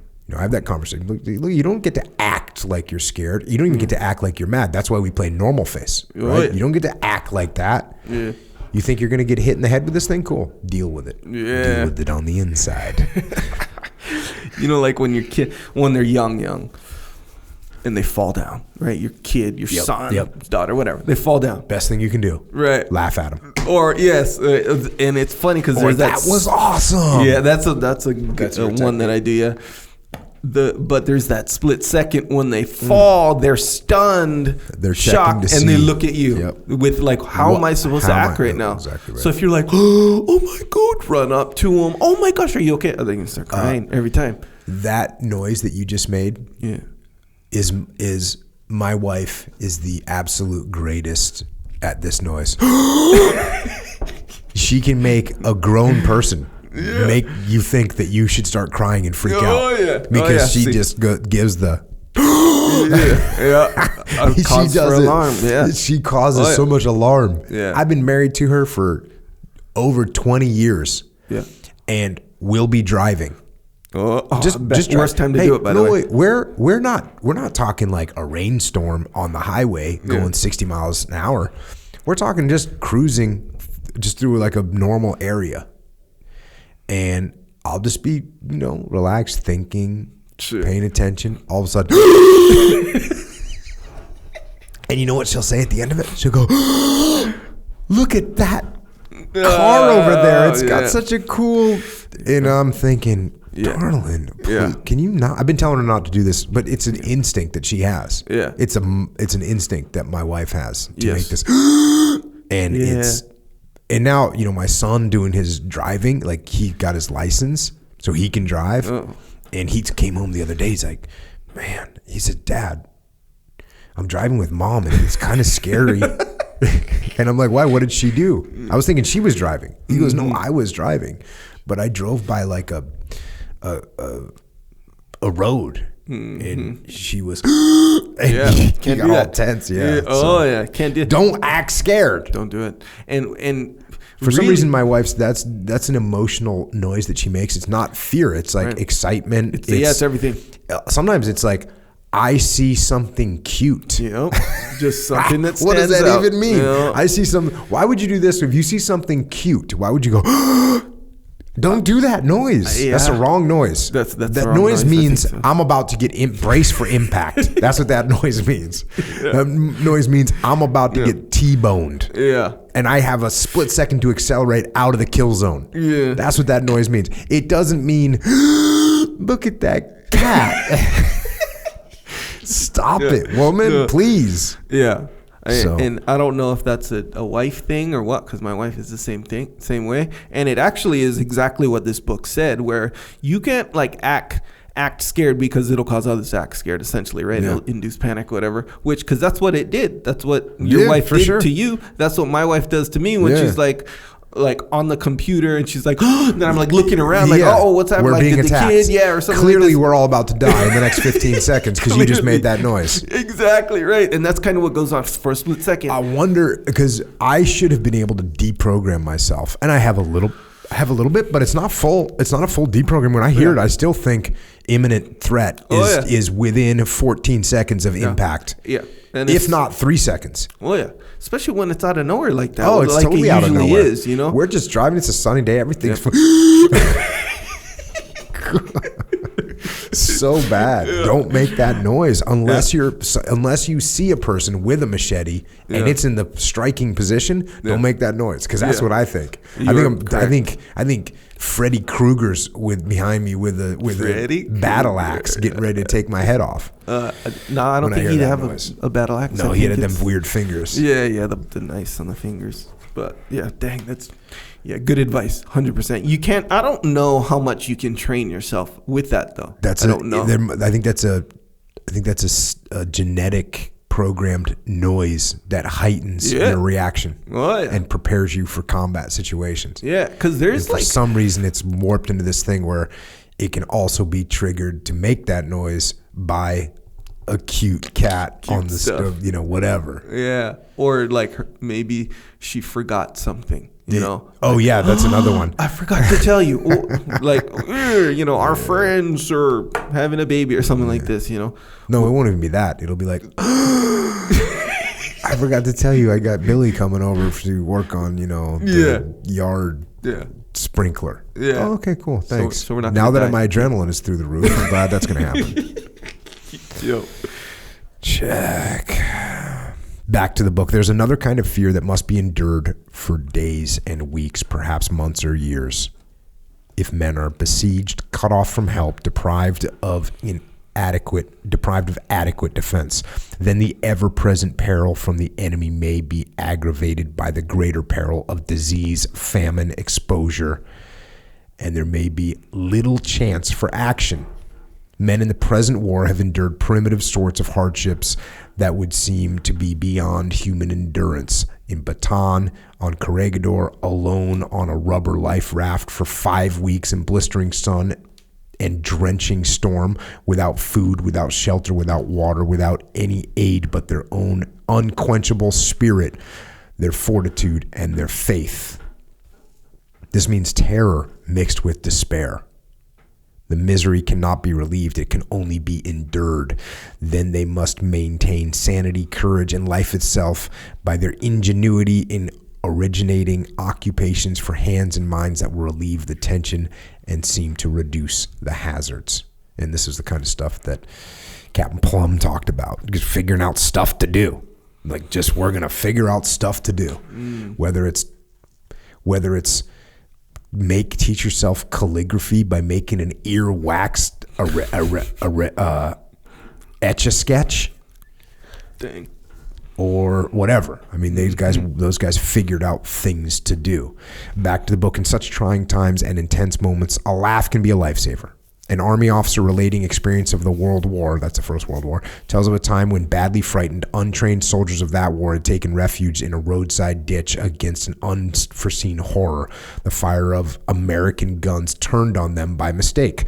Panic sent the blood pounding into my head and emptied my stomach of courage. It was bad enough to be shot at by the Boche, but there was no sense in being killed by friendly troops. My men looked wild and fingered their triggers, ready to return fire of our other battalion. Something had to be done and done quick, and Captain Wass did it unintentionally, but he still did it. "Jackson," he yelled. "Yes, Captain. Where are you?" "Right here, across the road. Stand up so I can see you." "Captain," Jackson shouted above the crackling roar of machine gun bullets, "if you want to see me, you stand up." American humor can lick anything. Smothered chuckles ran down the line. Orders were given and listened to. Men wriggled backwards out of the zone of fire. The first to reach the trees dashed down the line of the 3rd Battalion, shutting off the guns. So you're going to hear jokes like that, and it is helpful. Continuing, the soldier who deliberately chooses to be blown up in order to wipe out an enemy tank or machine gun nest that would have otherwise cost the lives of his friends has ideals, has indeed all it takes to make a soldier. The commander of a ship who coolly sends away the last lifeboat and goes down with his vessel rather than abandon it while some of his men are helplessly imprisoned in one of its compartments is afraid, but governed by something more powerful than fear. That's a good statement, isn't it? Governed by something more powerful than fear. What kind of governance do you have over your own emotions? That's a good question. Mm-hmm. You may call this force idealism, conscience, religion, philosophy, tradition, code, or even habit. Or you may be modern and call it ideology. Psychologists sometimes call it the triumph of the social over the selfish instincts. They recognize this force as the most potent weapon an army can possess. Men fighting for their homes and armed with this spirit can stand their ground and win against tremendous opposing forces. Next section, why men fight. Lower animals fight from a variety of causes. Some fight because, as beasts of prey, they live by killing and devouring. Animals may fight their own kind in a tussle over a mate. They fight to defend their young, their homes, or their own lives. Some are aggressive and go about seeking what they may devour. Others fight as a last resort when they are cornered. Men, being two-legged animals, may fight for any or all of these reasons. But because they have minds capable of being moved by abstract ideas such as honor, glory, freedom, sympathy, justice, and patriotism, men also fight for what they believe to be right. Greater than fear of injury and death, Napoleon said, is the fear of shame. Before a drafted man throws himself wholeheartedly into his work as a soldier, before the civilian makes up his mind to enlist in the army, he is stirred and influenced by one or perhaps many of the following forces. He may be carried away by... This is Jesus laying out why people are in the army, and this is important to understand. If you're a leader of a bunch of people in the army, then you got to understand how they ended up there. So if you're in charge of a company, you got to understand how people ended up in a position where they're working for you. Why are they there? How did they end up there? He breaks it down for people that join the army. 1, he may be carried away by mass suggestion. An infectious martial spirit spreads through the community, roused by government officials, speakers or writers, flags are waving, bands are playing, drums are beating, and crowds are cheering. Boom. 2, he may become involved in a wave of war hysteria. Like the fervor of martial spirit, war hate is infectious. Men rush to arms at news of the enemy's evil designs or brutalities, of a treacherous assault or intended invasion. 3, he may be urged on by strong spirit of adventure. 4, the ambitious, self-centered man, especially perhaps if he has been unable to achieve success in civilian life, may see war as an opportunity to gain personal glory and power. 5, he may be driven by his own combativeness. Some men delight in fighting for its own sake. Some may even be killers at heart. Because murder is outlawed in civilian life, and because in many circles even taking a poke at a man or cursing him freely is frowned upon, some combative men may find their first thrill of release in an attack on the enemy. 6, he may be unconsciously trying to relieve a grouch by violence that is considered legitimate. The man who has spent a lifetime enduring unending series of disappointments, failures, and obstacles, and who is dammed up in himself ever mounting grievances and resentment, may be able to turn all that ill will against the enemy. 7, he may have joined the army as he would apply for a job. So think about the stark difference, like between those couple there. We got one person that just wants to fight people, or one person that feels like they've been a failure and everything, and just has an opportunity to take that grudge out against the world, right? I'm a murderer at heart. And then you got another guy that, hey, I joined because this was, seems like a good job. They can just pay my GI Bill or whatever. Yep. 8, he may have been driven into army life by regard for public opinion. He may feel keenly the way his friends, especially the girls, regard a military uniform and a fighting man. He may hate the thought of being considered a slacker. 9, it may be his desire to maintain his own self-esteem that moves him. He may have to end his secret shame at the thought that others are doing the fighting for him. 10, his action may be based on a feeling of oneness with the nation and on faith in the nation's leaders. 11, he might be acting out of his faith in democracy. 12, he might be compelled by his spirit of sacrifice. All these reasons why men join the army, why they accept training, in many cases, why they keep on willingly when they go on overseas to a fighting front. Yet by then the motives usually change, or some of them do. And here are the chief reasons why a man fights at the front. So there's a little difference here. So this is why they joined, and now it's why they're fighting. And this is something you hear about. It's kind of a cliche thing. You know, he's fighting for the guy to his left and to his right. This is we're going to go into it a little bit, because that is what it is, and it's true. 13, in a unit with good morale, he fights out of loyalty to his comrades in his unit. Boom, there it is. This is important, though. 14, or he may fight because he is led. Men at the front face danger and are often uncertain what to do about it. This is especially true in a unit with uncertain morale. It's like I said earlier, like sometimes the leaders, if you got a good leader that's going to make things happen, you're going to make things happen. This is a good one. 15, finally, a man may fight because there's literally nothing else to do.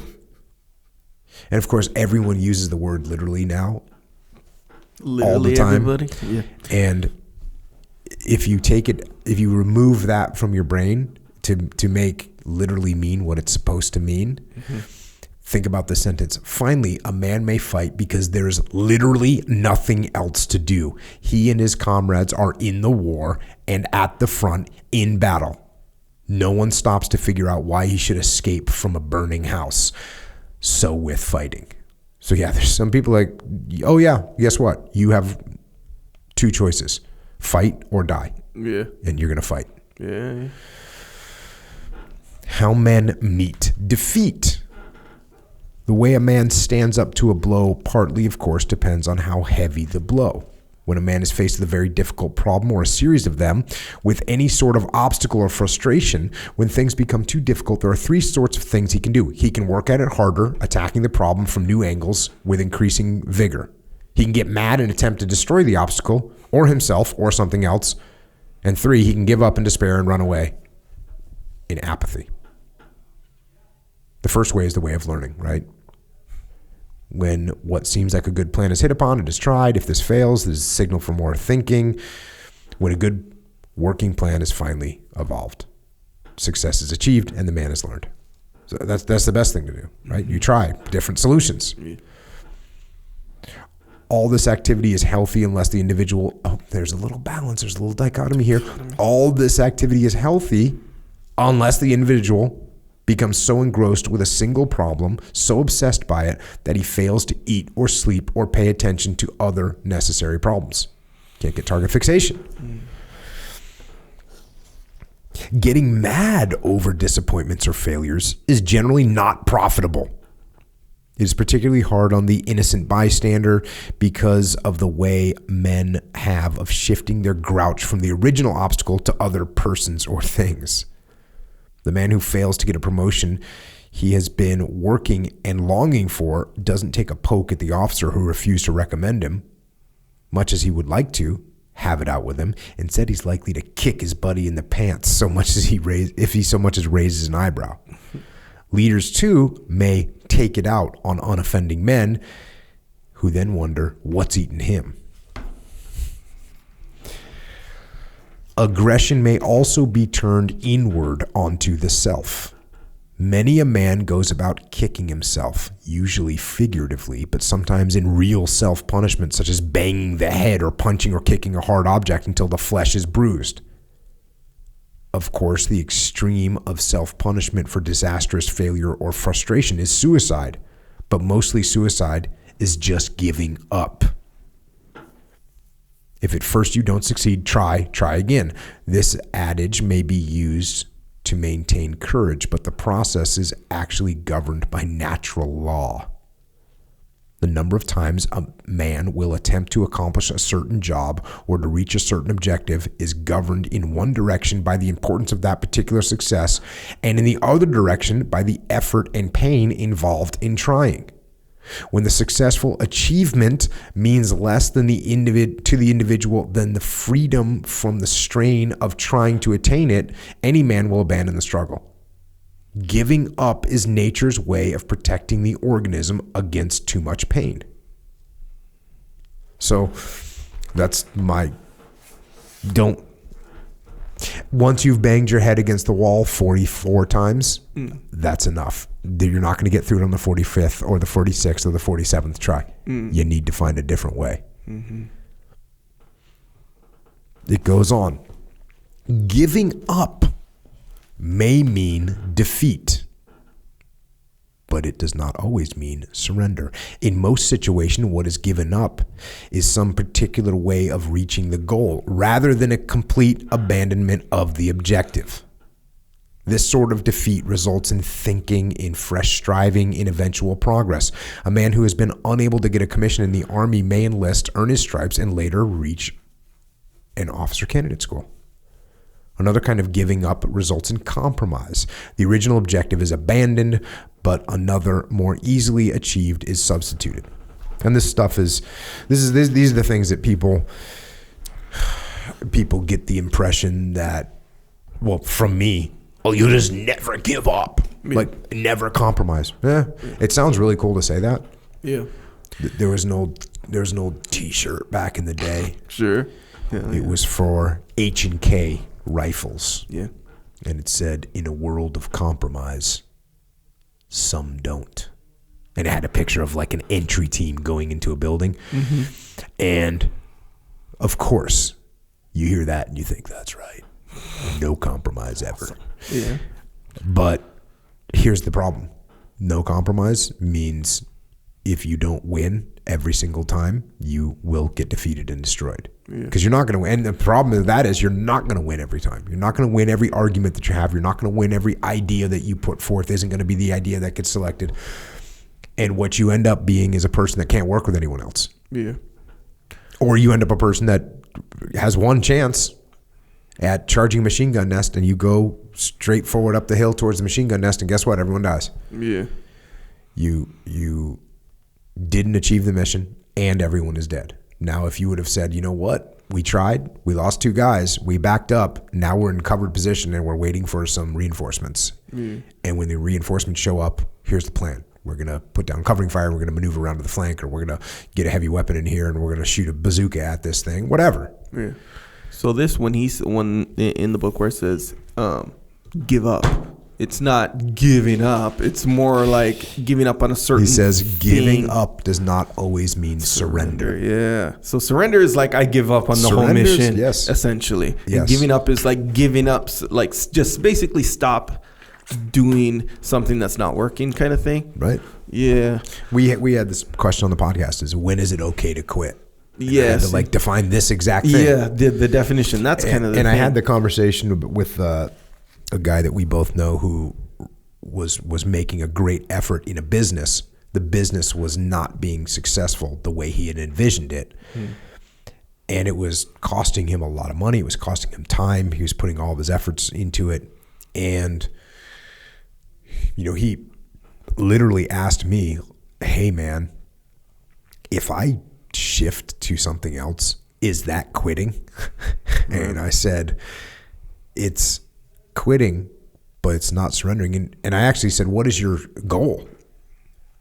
And his goal was not to be successful in that particular business. His goal was to spend time with his family and set up a safe financial situation for them.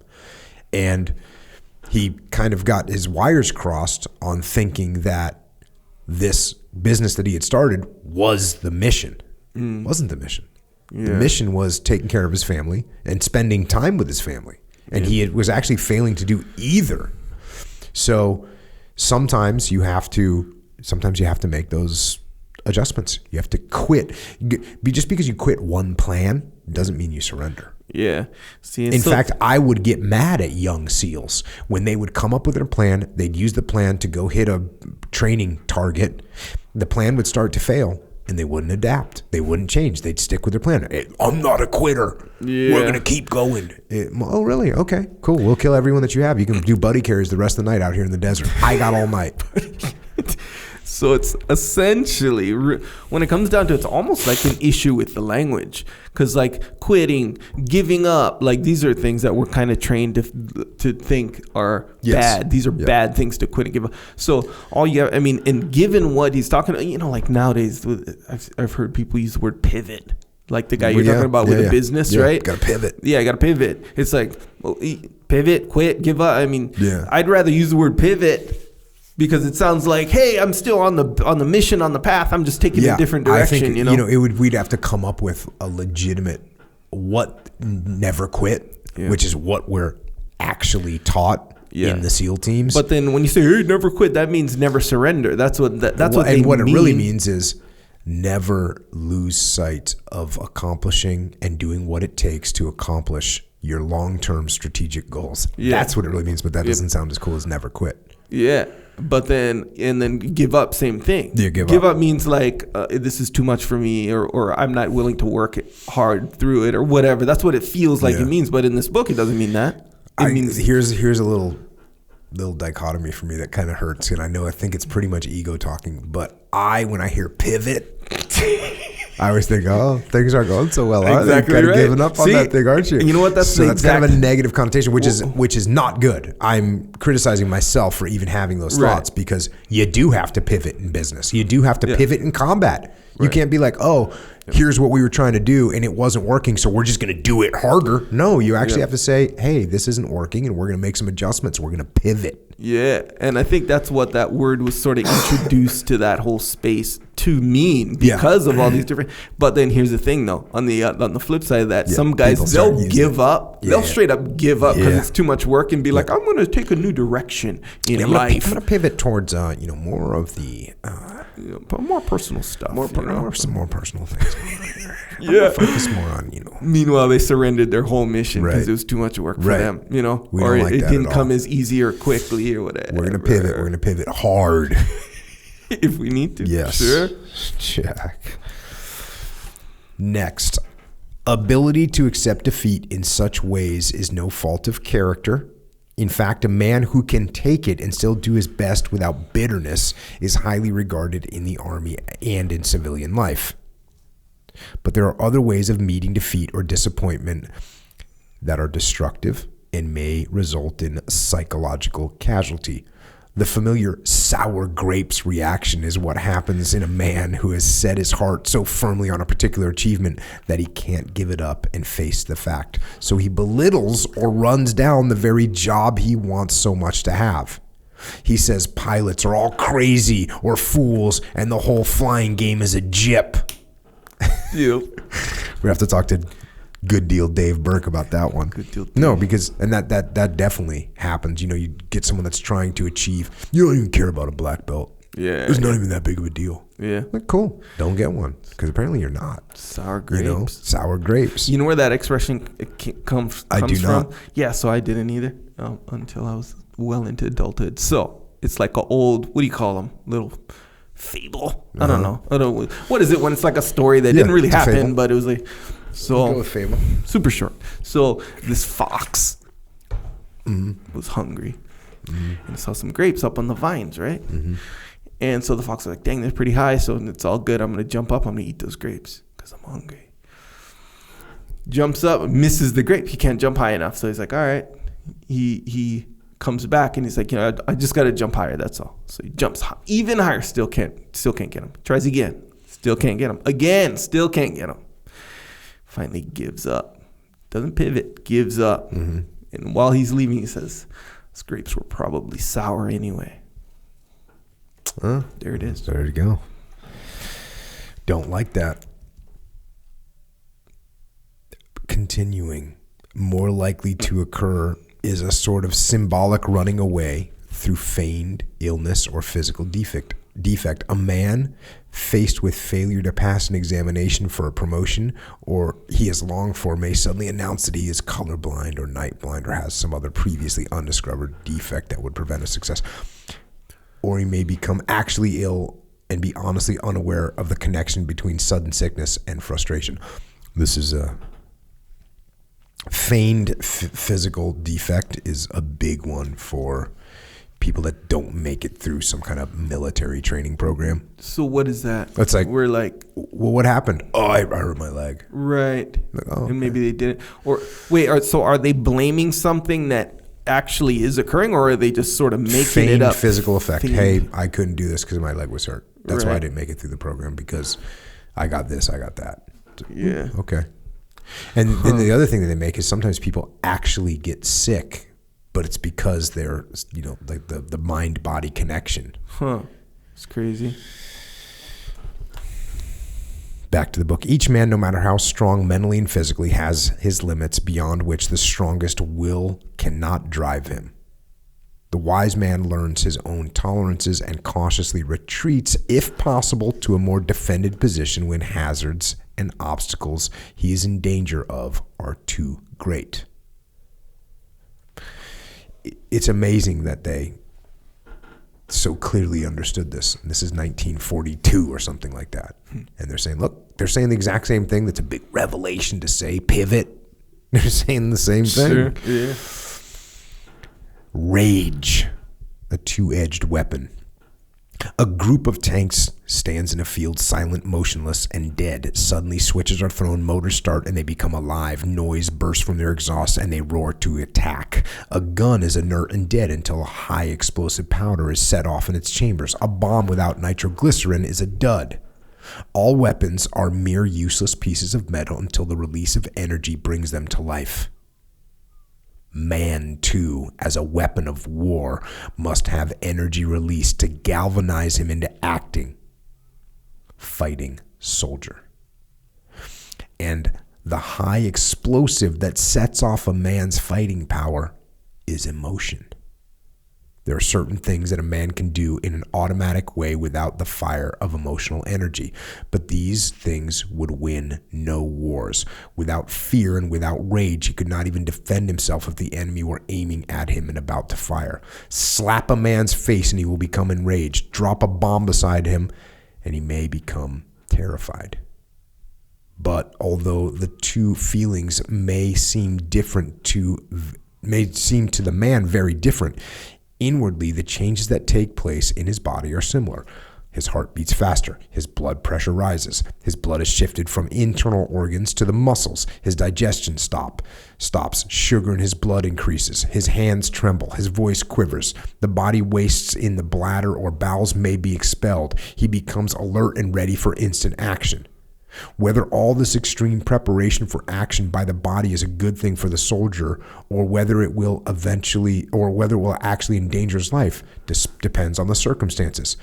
When in primitive hand-to-hand combat, when the last ounce of energy of which the body is capable must be summoned instantly for one tremendous spurt of running to get away from peril, or for one outburst of physical strength to down the foe, rage or fear will pour into blood the adrenaline necessary to rouse that vital energy.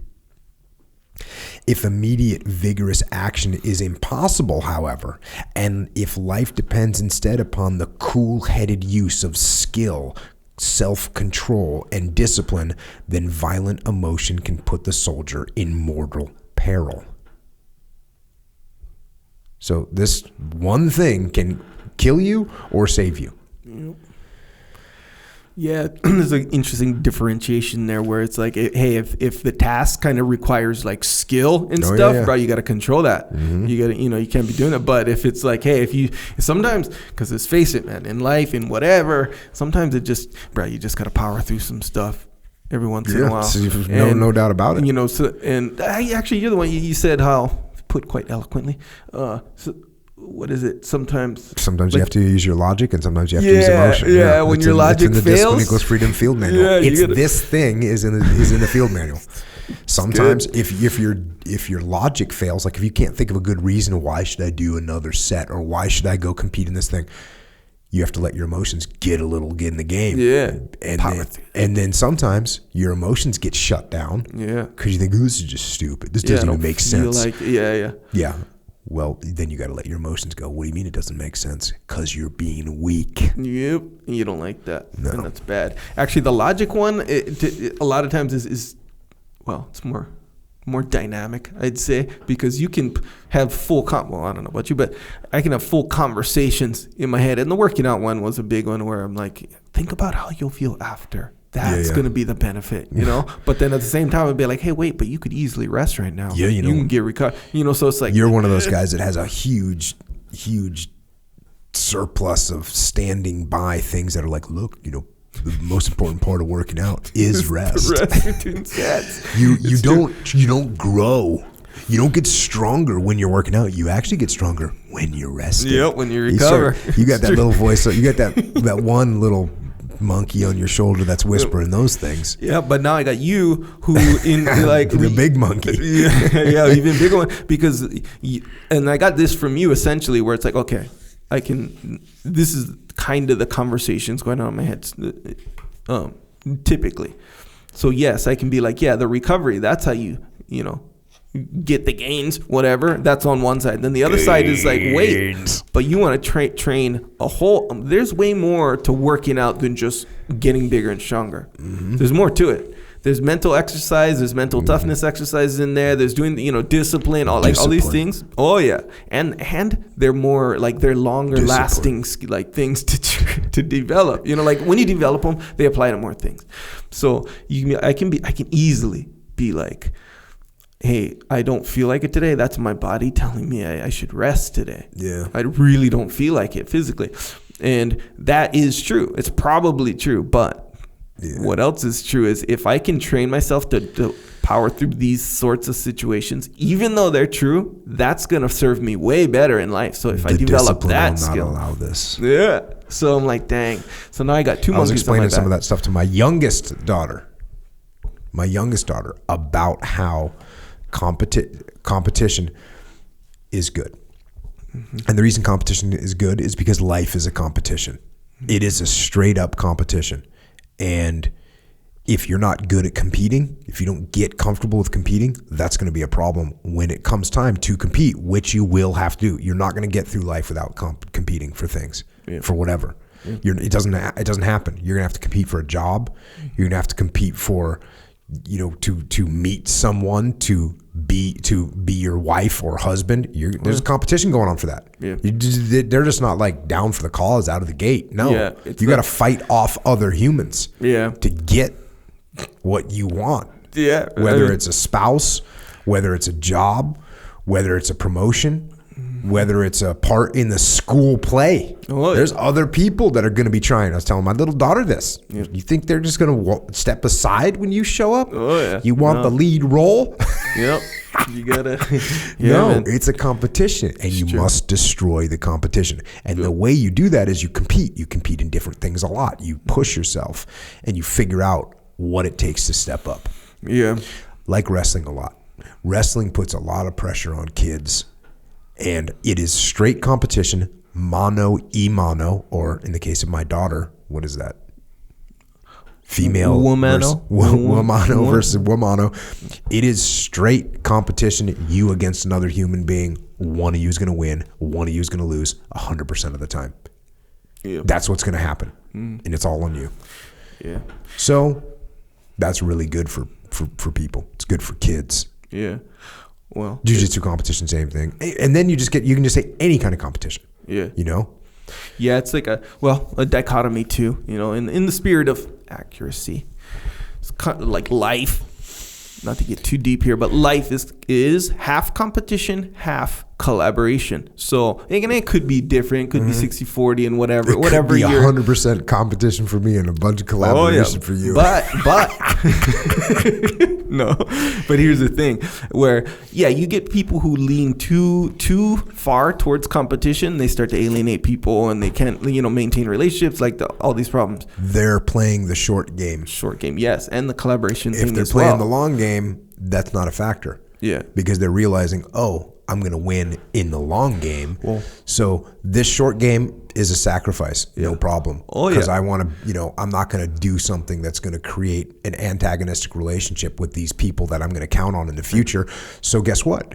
We're going to take a little hit right now. We're going to make some, you make compromises because you're focused on the long game, because ultimately it is a competition. Yeah.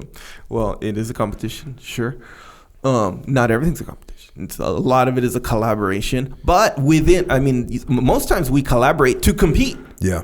You see what I'm saying? So it's like a little balance, like a little dance you're doing with collaboration, competition. That's why I think anyway, I don't know, but from what I can view or see, observe, that if you lean too much towards competition, you jam yourself up. And if you lean too much towards collaboration, there is a dichotomy. You jam yourself up too. It's like you can't succeed. It's like you can't get out of like your little cloud. Yeah, it should be balanced. And if you are competing on things, because there's people that compete on things that don't matter. Yeah, that don't matter. And then or they compete when they should be collaborating. Yeah, that's true too. Or they're afraid to compete, so they don't compete at all. Yeah. So there's all kinds of problems. But yes, I'm speaking a little bit simplified for my daughter, because what I want my kids to realize is that there is competition. Yeah. And that they're part of it, whether they want to be or not. That's the point that I'm trying to make. Oh, yeah. And so when I talk to my daughter about something and she gives me a kind of a shoulder shrug about something, when it's not a shoulder shrug situation, then you aren't understanding that things are a competition and life is a competition. And you know what?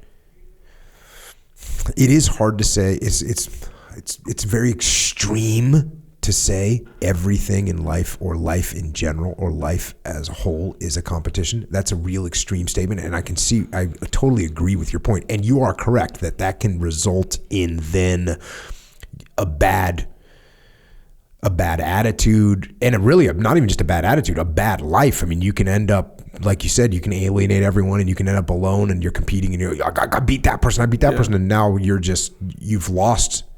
That's the thing, is you've lost a whole section of your competition, which is developing relationships with other human beings that you can then count upon in your times of need or that you can provide for. It's like you've ruined everything. Yeah. So, but what I'm saying is, even that right there, if you think about it in terms of what I just said, you lost. Mm-hmm. So ultimately, to win the competition, you have to be aware of it. You have to compete. Yeah. Competing, this is probably the crux of what we're trying to say. Competing doesn't always mean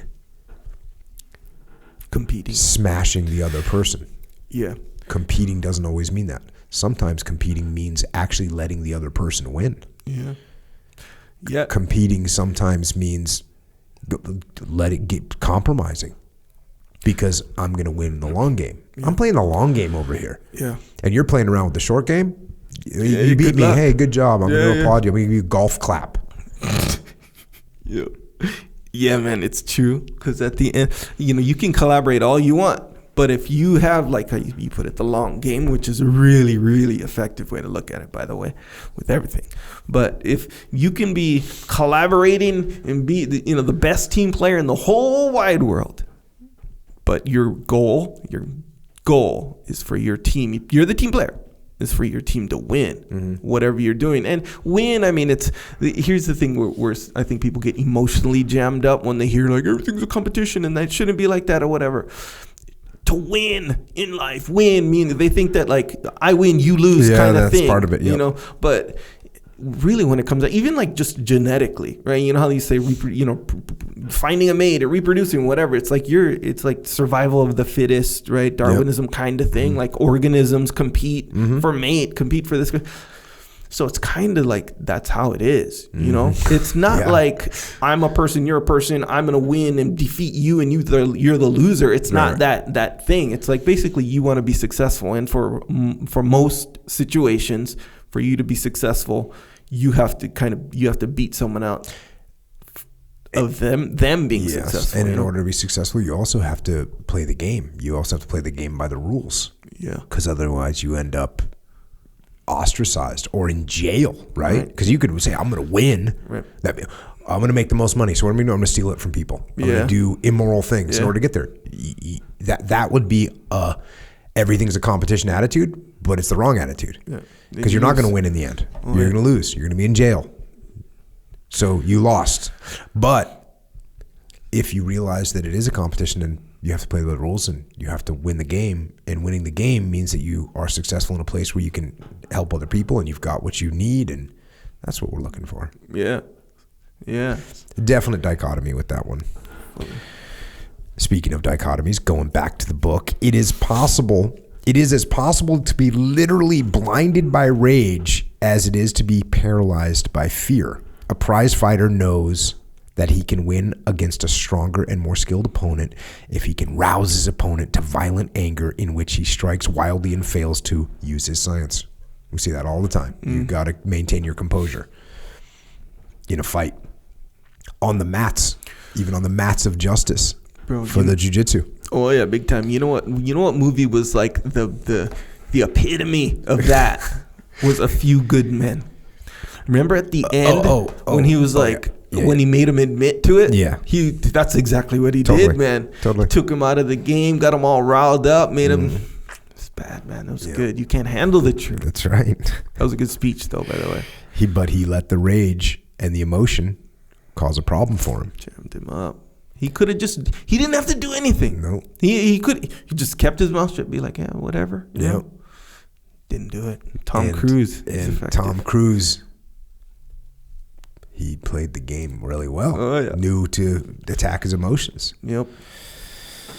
Isn't it funny that if you understand psychology and human nature, you can actually play it on someone and bring their own demise based on something that they're going to do for themselves? Yeah, it's crazy. That's why it's important to understand human nature.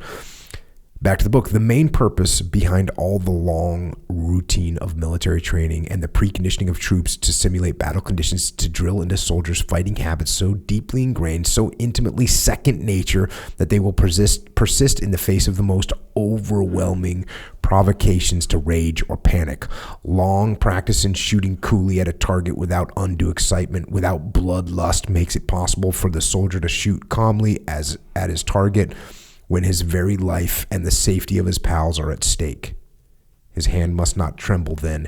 His keen eye and steady nerve must not waver.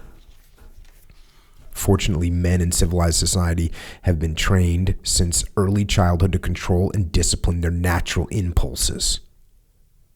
For the normal adult, it is entirely possible for intelligence to remain in command of his behavior and for even recently acquired habits to be retained in opposition to the instinctive impulses to run or drop his rifle and flail out with his fists.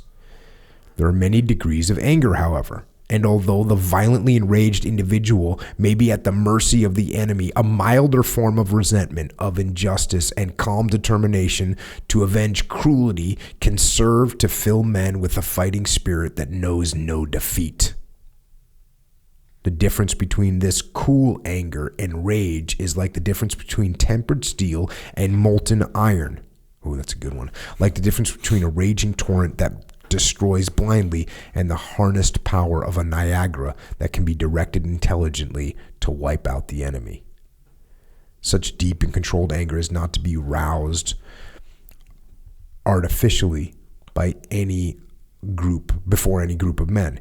It is the automatic result of an unpardonable offense. It rises like an unquenchable fire when a man's house is attacked, when his wife or children are abused, when his own native land is invaded. Such anger can be used not only for actual killing of the enemy, but also to provide the energy needed for work behind the lines. A soldier who is determined to defeat the enemy will do anything that he feels contributes to wiping out the foe, whether it is changing the tires on a truck or unloading shells from a packing case or policing barracks in his training camp. He will fight at his job. He will do that job well and will use his own initiative to volunteer for extra duty to think up ways of doing his job more quickly and more efficiently. Anger is infectious and can spread from one person to another through personal contact. Just to see the flushed face and tense expression of a wrathy person may be enough to stir anger in others. The sound of anger in a raised voice or the sight of angry behavior is even more catching. Anger spreads most readily when the beholder is sympathetic, when he's able to put himself in the angry man's shoes, when the person who is injured is one of us. For this reason, the roused anger of a people is much greater and more moving than the sum of the individual angers within the group. They reinforce one another. Anger shared, controlled, and directed to the single purpose of destroying the enemy is a powerful force for survival and for victory. Anger is a gift. Is that a rage against the machine? It is indeed. Yeah. Respect. Yeah. Bringing out quotes. It goes on. Hatred of the enemy makes sense. The army is organized throughout for one single purpose: fighting. Soldiers must be fighting men with a fighting spirit. But some acts of aggression by soldiers are useless to the war effort and actually dangerous to the army. When competition between companies or regiments turns into bitter rivalry, when soldiers in town for a Saturday night pick quarrels with each other or with the townspeople, when race prejudices are permitted to develop within a camp, or when officers stoop to professional jealousy, the harmful results can be as bad as those dealt out by the enemy. The This is when Leif and I always say the enemy is outside the wire. Yeah. All those things are fighting inside the wire, fighting against ourselves. Mm-hmm. Such conditions make rifts in the solidarity essential to the fighting morale. They cause a deterioration of discipline, produce a state of anxiety and insecurity among the troops, and worst of all, they actually drain off in ineffective petty squabbles the fighting energy, every ounce of which is needed to bring victory. The thoughtful leader, knowing that no group or nation can long survive if it is torn by internal strife or dissension with its allies, is seriously disturbed by any tendency toward personal or factional friction within his command. He well knows that victory can only come if the whole group puts all its efforts into a unified cooperative battle against a common enemy. You always end up with these little factions, right? And you have to try and prevent that. You gotta watch out for those. They sneak up on you. It happens in any organization, though. I mean, people start to relate to each other, and then they pick a little common enemy, even with inside the wire. And it's like us against them. Yeah, that's true, huh? Because in picking a common enemy, even on a social level, whatever, that like promotes cohesion within a group. Like apparently, from what I read, is like gossip, right? There's a purpose for gossip. Like if people gossip, it makes them like bond. It's weird. Yeah, no. And actually, this book talks about rumors.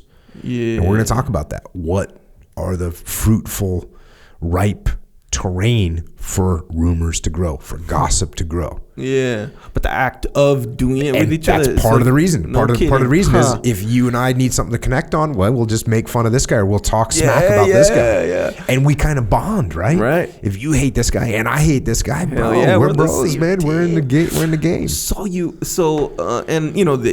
This says, and you say that you should try to prevent those, little cliques or whatever, right? To kind of, do you think there's benefit to them actually? There is benefit. Maybe just on a low level, not even on a low level. There are benefits, but it has to be balanced. Because guess what?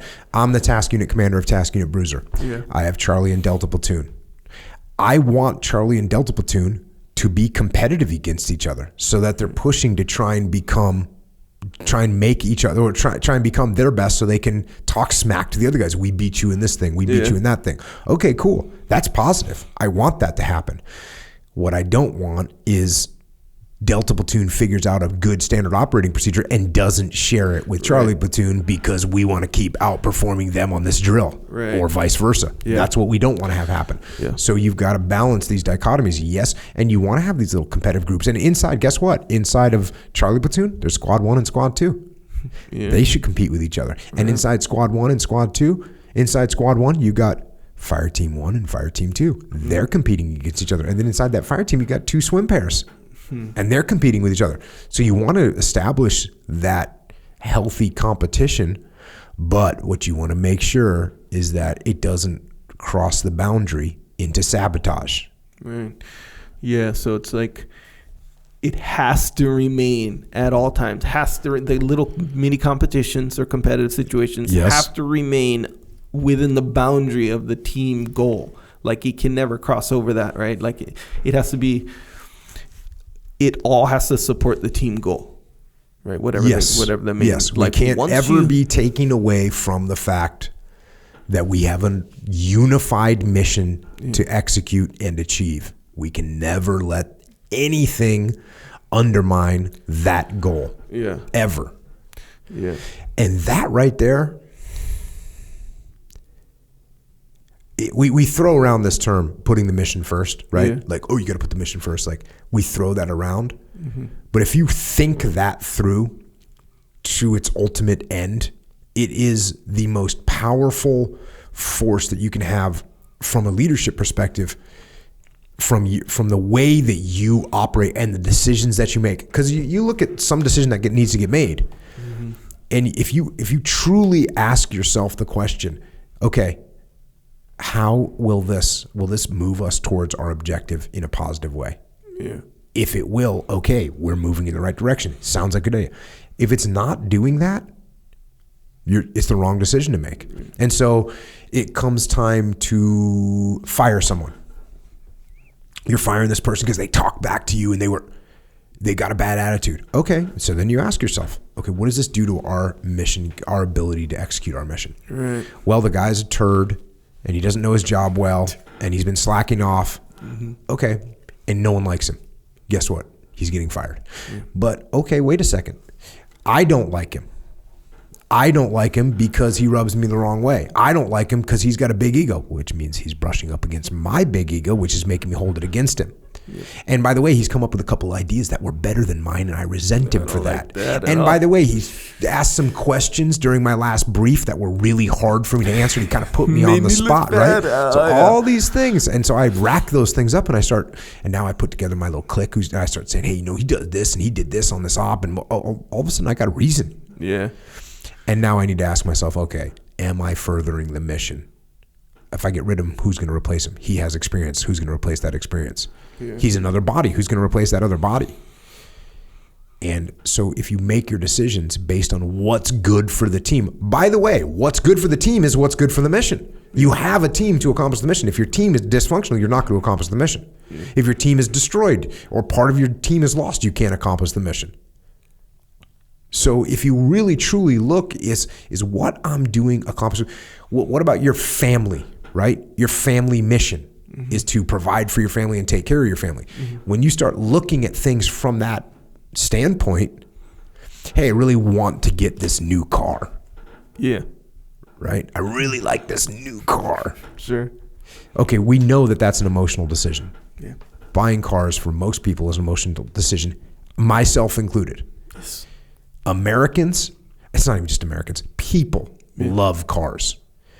I don't know if it's because the advertising thing, but cars represent freedom. You have the ability to travel hundreds and thousands of miles on your own accord. Yeah. And maybe you just need to travel to the grocery market. But still, the car gives you freedom. Yeah. And then the car, in a deeper level, is a reflection of you. Yeah, your right? identity. For it's sure. It's literally something that you get inside of. And when people look at it, they're looking at the metal and steel version of you in your own mind. Yes, it's true. So it can be hard to drive a 1997 Dodge Grand Caravan with a duct tape on the window. Sure, it can be hard. The fires in San Diego in 2003, were you here for those? Yes. They poured ash everywhere. Mm-hmm. So that ruined a lot of paint if the cars were sitting outside. So my 1997 Dodge Grand Caravan had all peeled paint. It looked like just horrible. Sure. Peeled paint. It was like a dark red, but then there was these flakes of clear stuff all over it falling off. Dang. Sorry. So if you looked at that car and I saw that car as a reflection of me, it was pretty low reflection, you know? Yeah. Nothing against my brothers out there that are driving the minivans. Props. You got the family. You make that your priority. Because what I could have done back in the day was say, you know what? I really want to get whatever. Yeah. The Ford F-350 Super Duty dually extended king cab. Yeah, hell yeah. You know what I'm saying? Oak trim. Sure. That's me. Yeah. I want to look like that on the outside. Yeah. So then what is my decision making process? Do I need that vehicle? I live in San Diego, by the way. Mm-hmm. I live in San Diego. What do I do with my vehicle? I drive to work. I drive home. I take my kids to the jiu-jitsu tournaments. That's what I do with my vehicle. Do I need an F-350 Super Duty dually extended cab diesel 7.3 power stroke engine? Do I need that? I don't know. Kind of. No, I don't. So what is the mission? What is the mission? First of all, we know that when I buy a car, it's going down in value. If I buy a piece of property, I buy a house, I buy a home, that's going to go up in value over time. Sure, it might go up and down a little bit, but over time, it's going to go up in value. Yeah. Over time, my kids can have that in 30 years. That they don't want that Ford in 30 years. That thing's barely even running in 30 years. Yeah. So what is my mission? My mission is to provide for the family, protect the family, take care of the family, set them up for success in the future. What do I need to drive? I need to drive a Dodge Caravan. Yeah. That's what I need to drive. I understand. So yeah, if you frame things correctly about what your broad mission is, you're going to do better off. You're going to make better decisions as a leader. Yeah. That's the way it's going to be. Yep. Oh, and by the way, speaking of leaders, here we go back to the book. The most serious of all causes for an epidemic of dissension is the bad leader. When, as sometimes happens in any organization like an army, men have placed over them a man they do not trust, one who loves to show his authority and throw his rank around, or an unreasonable martinet, the whole outfit will be filled with resentment. Since it is impossible to show this antagonism to the officer who is at fault, the troops go around with chips on their shoulders, daring each other to knock them off. The only way to wipe out such an infection of dissension is to track down and remove the cause. If men believe they have a grievance, even if the complaint is unjustified, they should be permitted to tell their troubles to someone in authority. If an officer gives them a patient hearing, investigates conditions with a fair and open mind, and explains his findings to the men, they will usually be satisfied, even in cases where it is impossible to do much to correct the objectionable state of affairs. This is such good advice. Guess what? When you're in a leadership position, you're going to have people that are going to complain about things. They're going to see problems. And what you should do in those situations is listen. Listen to what the team has to say. Listen to what that individual has to say. Yeah. Get feedback. That's what you should do. Back to the book. Just telling their troubles to a willing listener serves to get the air cleared. And in cases where men make constructive suggestions for correcting conditions, they will take in the organization a pride that they never had before. So your guy tells you to do something or asks you to do something or gives you a suggestion, use it and give him credit. These are reasons why for many years in our Army, any officer or soldier has been free to tell a grievance to the Inspector General sent periodically to each place where there are troops. Inspector General is like a internal affairs type situation. But you shouldn't need to resort to that. You know, if you're a good commander and a good leader, when the internal affairs people show up, they get told, hey, everything's awesome. They have no grievances to put out there because they already told you. And then you gave them an answer. And then people say, well, what if I can't answer the grievances? Well, then will you figure out what the answer is? If my subordinate comes to me and says, hey, we're not getting the right food out here. Well, I don't just say, well, sorry. No, I say, okay, let me see what I can do about it. Hey, this is what's going on. By the way, there's a lack of flights heading in this direction. The supply trains are getting blown up by IEDs. We have an alternate plan for food. We're going to try and make it happen in a couple months. But right now, we kind of got what we got. And now what do you say? You screw you? No, you go, okay, I understand. Yeah. We're at war, for crying out loud. I understand I'm not going to get steak dinner every night. It's not happening. No. Even though we might want it, we're not going to get it. Sure. So hear out those grievances. Some people get concerned that if you start taking grievances from people, then it turns into a bitch session. Yeah. Right. You heard this word, this term before? The bitch session. I'm actually, in general, not scared of bitch sessions. I'm not scared of them because if you ask me a good question or you ask me a question, I should have an answer for it. I'm the leader. Yeah. If you're in my platoon and you have a question for me, I should be able to answer it. Yeah. If you have a bitch, I should be able to give you a reason why that is occurring and why we either can move forward with some kind of a corrective measure or why we cannot because of the following limitations that we're under. Yeah. So I'm not really scared of bitch sessions unfolding. Have I seen them become unproductive? Absolutely. I especially see them become unproductive when we start to like lose the conversation. And if you ask me a question and I say, because, yeah, you know, if you say, hey, why can't we get better food? And I say, because, Then you say, because of what? And I say, because I said so. Now we're going to have a problem. Yeah. Now this bitch session just became unproductive. If you say, hey, Jocko, we've been here for 2 months. Why can't we get some better food? I'm like, you know what? Right now I don't even know, because I agree with you. The food is pretty bad, and I like food. And so let me take a note here. I'm going to write down, I'm going to send it up the chain of command. We can figure out, A, what's going on, why we don't have good food, and B, if there's a way we can possibly start making this happen. I hear you. Mm-hmm. Bitch is now subdued, right? Mm-hmm. The complaint has been subdued. Yeah. Because I gave you a legitimate answer. I didn't even give you a solution by any stretch. Mm-hmm. I just gave you an answer. I just took your information and heard what you had to say, which is legitimate.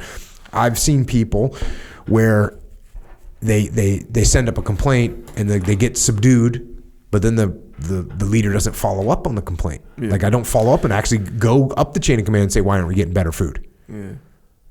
That's going to be a problem. Next session, it's, hey, you said you were going to do something. What's the answer? And I say, well, but. Now you're mad. Yeah. Rightfully so. Yeah. And that's really it. That's really the what tells the tale. Because, like, okay, so a bitch session, right?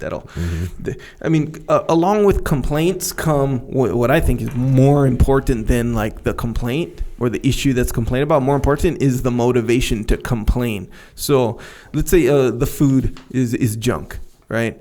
If I'm mad about that, if that bothers me, whether it be because I think the food should literally be better, it should be better right now. Yeah. I don't know why it's bad right now, but I think it should be, and that bothers me at the very least. That produces a motivation to complain. But if the food can be just as bad, but if I have an explanation, I have no motivation to complain, because totally. I'm not mad at that. It's understandable.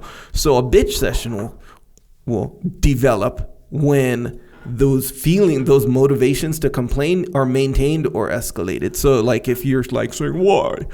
Because I said so, I'm still mad. Totally. Bro, I'm even a little bit more mad because the way you said that to me. So that's when those bitch sessions will come. Or if you get a couple of people making the same complaint and then another couple of people, like, kind of refuting it or something like that, where anywhere where there's emotions kind of.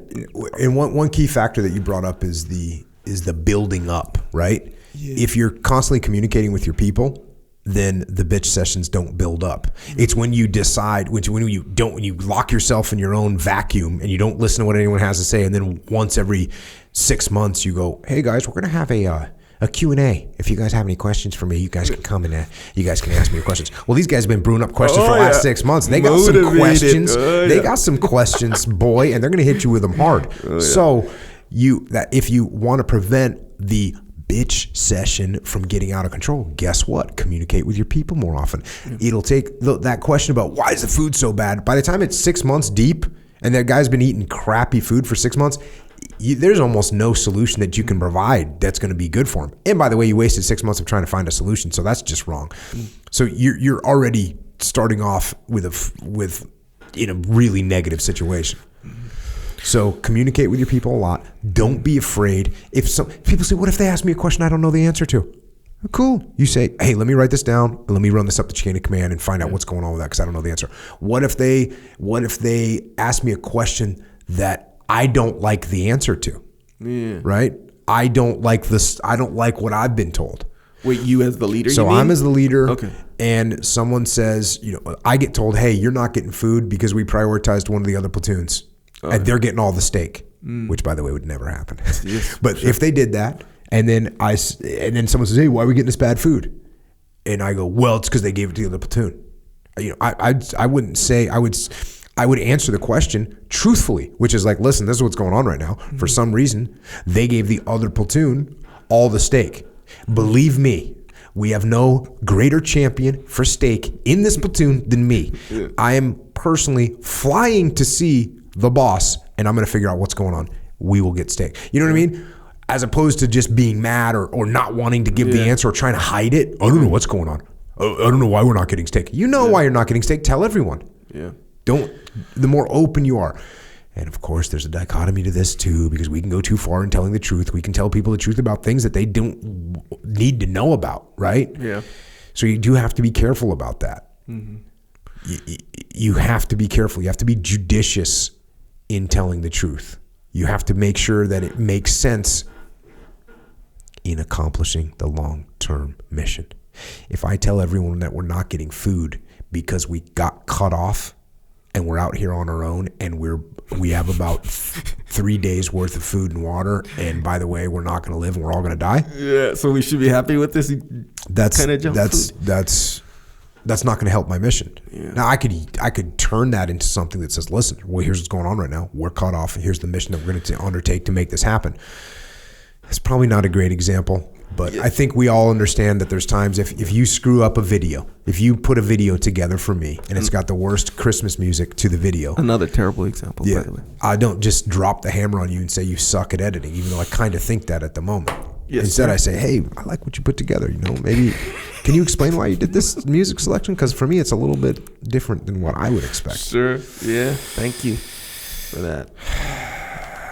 Check. Going back to the book. Incidentally, but most important, I keep adding emphasis to things that are literally not in this book. So what that actually says is incidentally, but importantly. Mm-hmm. It doesn't say most important. I added that. I did this the second time I've done that. I've taken something to the next level, even though just on my own accord. Hey, you're feeling it, man. Just feeling crazy. You're feeling it. So what it says is incidentally, in parentheses, but importantly, this method of dealing with dissatisfaction cheats the fifth columnist and saboteur who may lurk in the camp. It is much safer for the army that men should pour their gripes into the ears of an officer than that they should spill them in a beer joint in town or in any other place where outsiders can listen. Another method of handling dissension and overt aggression is by punishment. This is the chosen method of dictatorships and autocratic organizations generally. The method is commonly used even in America, and most children have to learn that when they feel aggressive, punishment is not that far away. So, another thing you can do when somebody asks, a question, hey, Jocko, can you tell us why we're not getting any steak? I'll tell you why. We're not getting steak because you haven't worked hard enough. Guess what you're doing tonight? KP duty.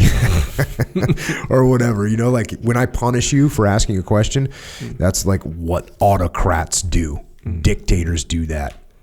Back to the book. Sometimes the soldier's troubles cannot be attributed to any one person. They are due to the conditions of war or of army life. An ambitious and energetic man may find himself so wound up in red tape that he cannot do a good job. An organization may be all set to go forward to an objective, but is hindered by failure of supplies, by shortages, by weather. No one is to blame. Which I kind of disagree with that statement, because if you're in charge of that, then guess what? You should have figured out how to get the supplies there in time. You should have figured out a contingency plan for the weather. But what they're talking about is sometimes things go wrong, and continuing on, this natural need for someone to blame and punish when things go wrong, responsible for much race and religious prejudice, is also the cause for most quarrels that grow up between allies and between one branch of the service and another. So when you have these inter-service rivalries, it's because there's no one else to blame. When you have organizations where the production guys, the sales guys are selling stuff, and the builders of the stuff, the engineers that design the stuff, aren't getting it to them in time, or they're getting it to them in time, that's fine, but just the market is down, and they start hating on each other when they should be focusing on how to adjust to the market adaptations that need to be made, or the market adjustments that need to be made. Instead, they're going at each other's throats. Why? Because they're looking for someone to blame. Don't look for someone to blame. Figure out what the problem is and solve it. Back to the book. An occasional individual in any large group appears to contradict all the rules about how aggression was built up. He will turn nasty when this is a really interesting psychological profile. So I'm going to read this again. An occasional individual in any large group appears to contradict all the rules about how aggression was built up. He will turn nasty when he is treated with kindness. and becomes very docile under punishment or frustration. He is excessively polite and cooperative as long as he is kept in a subordinate position, but when he is put in command of other men, he becomes tyrannical and overbearing. Such peculiar behavior is often the result of too severe punishment or of self-assertion or aggressiveness in childhood. This man is carrying around his own grouches and resentments bottled up inside him. He is deeply anxious to punish and hurt other people, but as long as he is faced with the threat of punishment himself, he retains his childhood fear of showing his feelings. As soon as other people treat him decently and no longer appear like a threat to him, then his meanness lashes out. People who have this curious reversal of normal reaction to other people's kindness or aggressiveness often like to boast that they are tough or hard and that they respect a man who will stand up to them. This boast is an explanation that fools many people, even including the explainer himself. Actually, the respect they claim to feel is nothing but an unconscious fear, a secret fear that the rebellious subordinate will punish them. Such men make poor leaders. They make their subordinates angry and uncooperative. They work best when alone. And this continues on. The good leader is not afraid of criticism from his subordinates. Amen, I guess, is what I would say to that. A good leader is not afraid of criticism from his subordinates. He will encourage it as a constructive and cooperative way of eliminating causes for resentment and dissension. And he will use it himself in dealing with his subordinates. But the criticism should be constructive and directed at some true cause of the difficulty, not some imagined evil or some harmless and defenseless person of the group. It should not be a means of passing the buck. Here are some rules for critics to keep in mind. So when you want to start throwing darts at the old man. 1, stick to things that can be corrected. Don't criticize dead issues or unalterable situations. You ever notice some people just get stuck? They get stuck on something and they'll just never let it go. Hey, that happened 3 months ago. I get it was a bad decision. If I could go back in time, I'd do it a different way. Yeah. I didn't. Yeah. That's the call that got made. Here's the adjustments we've made from what we learned, and here's where we're going forward. Are you good with that? Yeah, but I'm just saying it was. I'm just. 2, be specific. Keep to concrete issues. Say what. 3, limit the issue. Don't blame the brass hats or the men in general. Say who. That's a good one. A lot of times we just like to blame them, right? They did it. Yeah. Suggest practical solutions to problems. Don't arouse emotion without suggesting what to do about it. Say how. 5, stick to facts. Don't swallow rumors, especially Axis-inspired rumors. 6, criticize leaders or men for their acts and policies, not for their personalities. 7, put blame where it belongs. Don't find scapegoats. I was gonna ask, I wonder why it's so like appealing, or for lack of a better term, to blame other people. Because I guess when you think about it, it feels like if I don't have to blame myself, that's a safety thing, right? So we'll start there, and then sure, someone will blame other things that are not people, like, I don't know, the weather or the, whatever. But it's like, it's almost like it seems more satisfying to blame other people. Because, I don't know, maybe because they... it feels satisfying because it takes the blame off of you. Yeah, but even more than like blaming the weather, right? Weather is like, it's almost like it's more satisfying because if I can blame someone else, because someone else has the capability of actively trying to get in the way of my success. So it's almost like, this is what it feels like. I don't know. I'm just wondering. Yeah, because I don't feel good about blaming anything or anybody or anyone. Yeah, so it could, because you're really in touch with like, that part of things. But I'm just saying, just by nature, because it has to be a natural thing, right? It has to be like a natural reaction to something, I would think. And different people have it worse than others. I would say that's a reaction that's not too natural, and it's a reaction that you have to nourish and raise correctly in yourself, because when a little kid spills the milk, when you walk into the kitchen and your daughter's sitting there and the milk is spilled over, you say, what happened? And she says, the milk spilled. Yeah. She's blaming the milk, an inanimate object. Right. Already. And she's 5 years old, right? Yeah. I'm the same way. Everyone starts off that way. It's a blow to our ego to take the blame for things. We don't like to do it. Yeah. So it's not like, it's something you have to mature into. It's something you have to figure out over time. And the more you figure it out, the better off you're going to be. Yeah. And I was talking with Dave Burke about this. Good deal, Dave. Yeah. And he was like really fired up one day. And the fire was coming.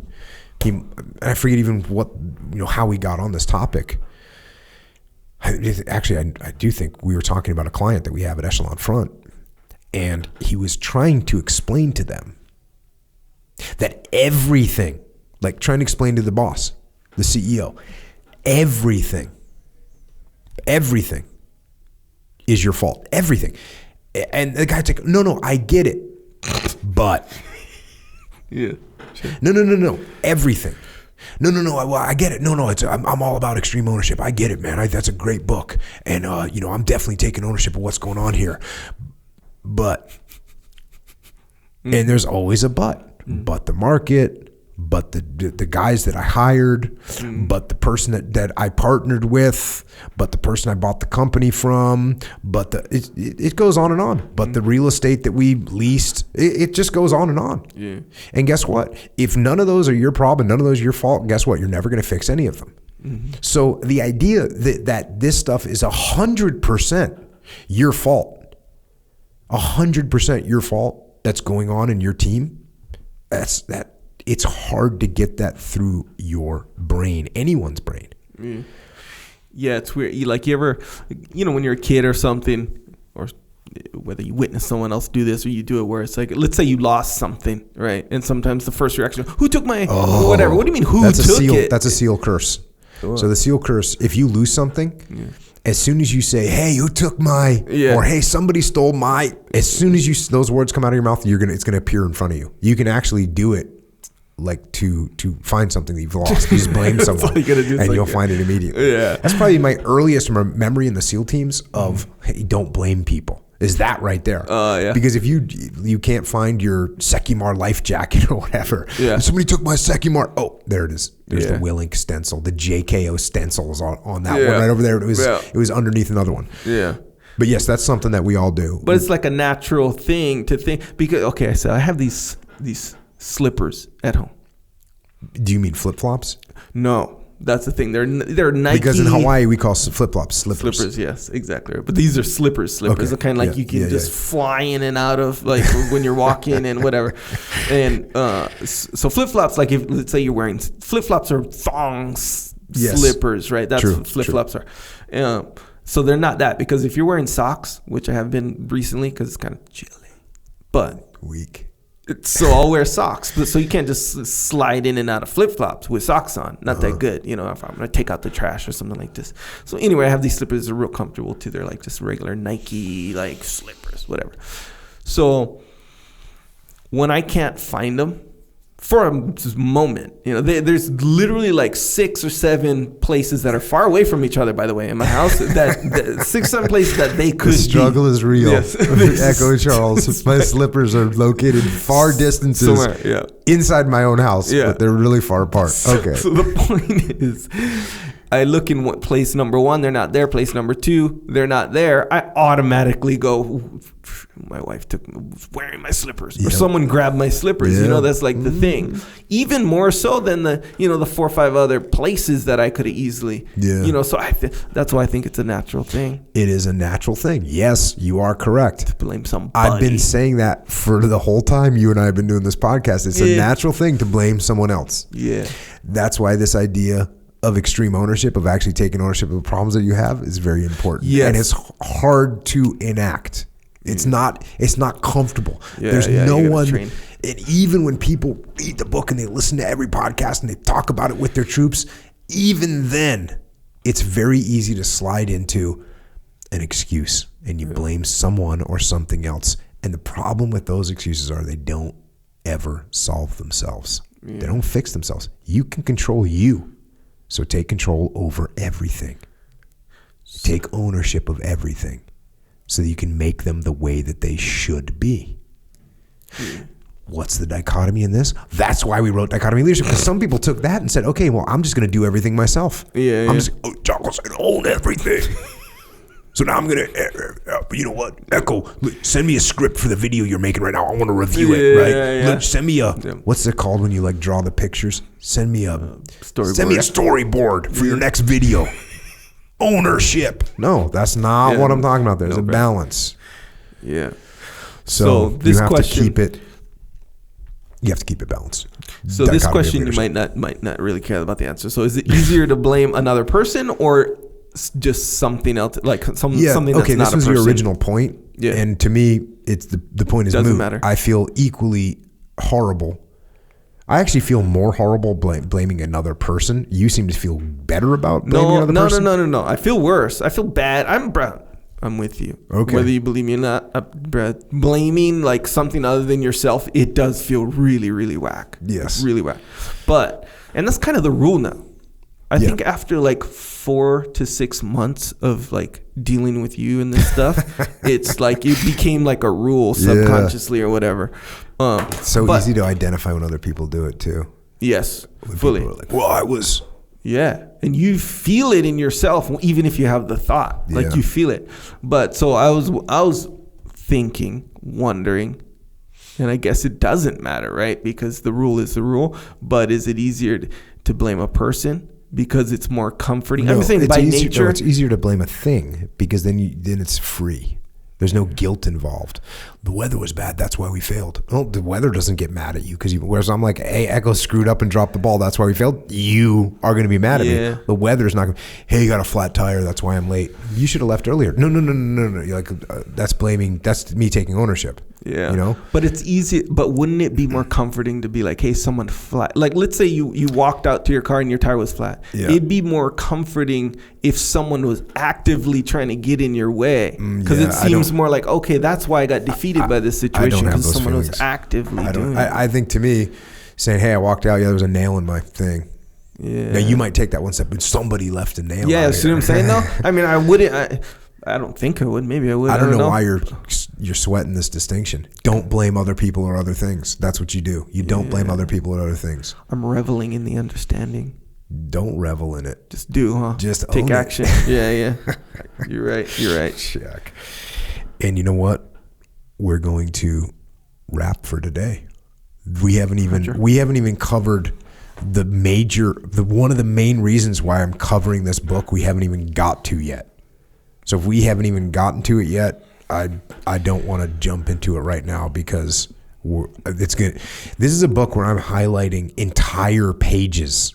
I'm just so I want to have time to discuss this properly, and we will not have time to discuss the rest of this properly today. So one thing we do have hopefully time to discuss properly. Sure. It's questionable because I know someone said the other day, I said on the podcast, hey, all we need to do is, just wrap this up.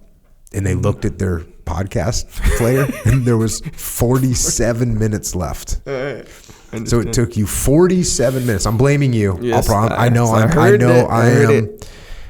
I am at least partially guilty for lengthy sections of the podcast, because what I can't refrain from doing is making a little comment that spurns you to talk about Hawaii 5-0, sure, other important topics, or whatever. Yeah. Mm-hmm. So we'll continue with this book next week. Right now, if you want to compete, sure, in life, look, I'm not saying you got to look at life as one big competition, win or lose.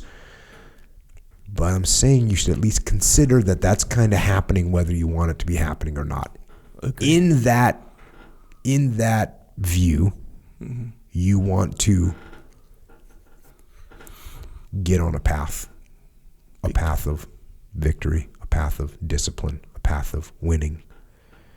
And I know you have some things that might help us in there. Yes, sir, I do. Echo Charles. So it is one of these. So if you like the way you live your life, right? It's like you're preparing for a battle metaphorically or whatever, right?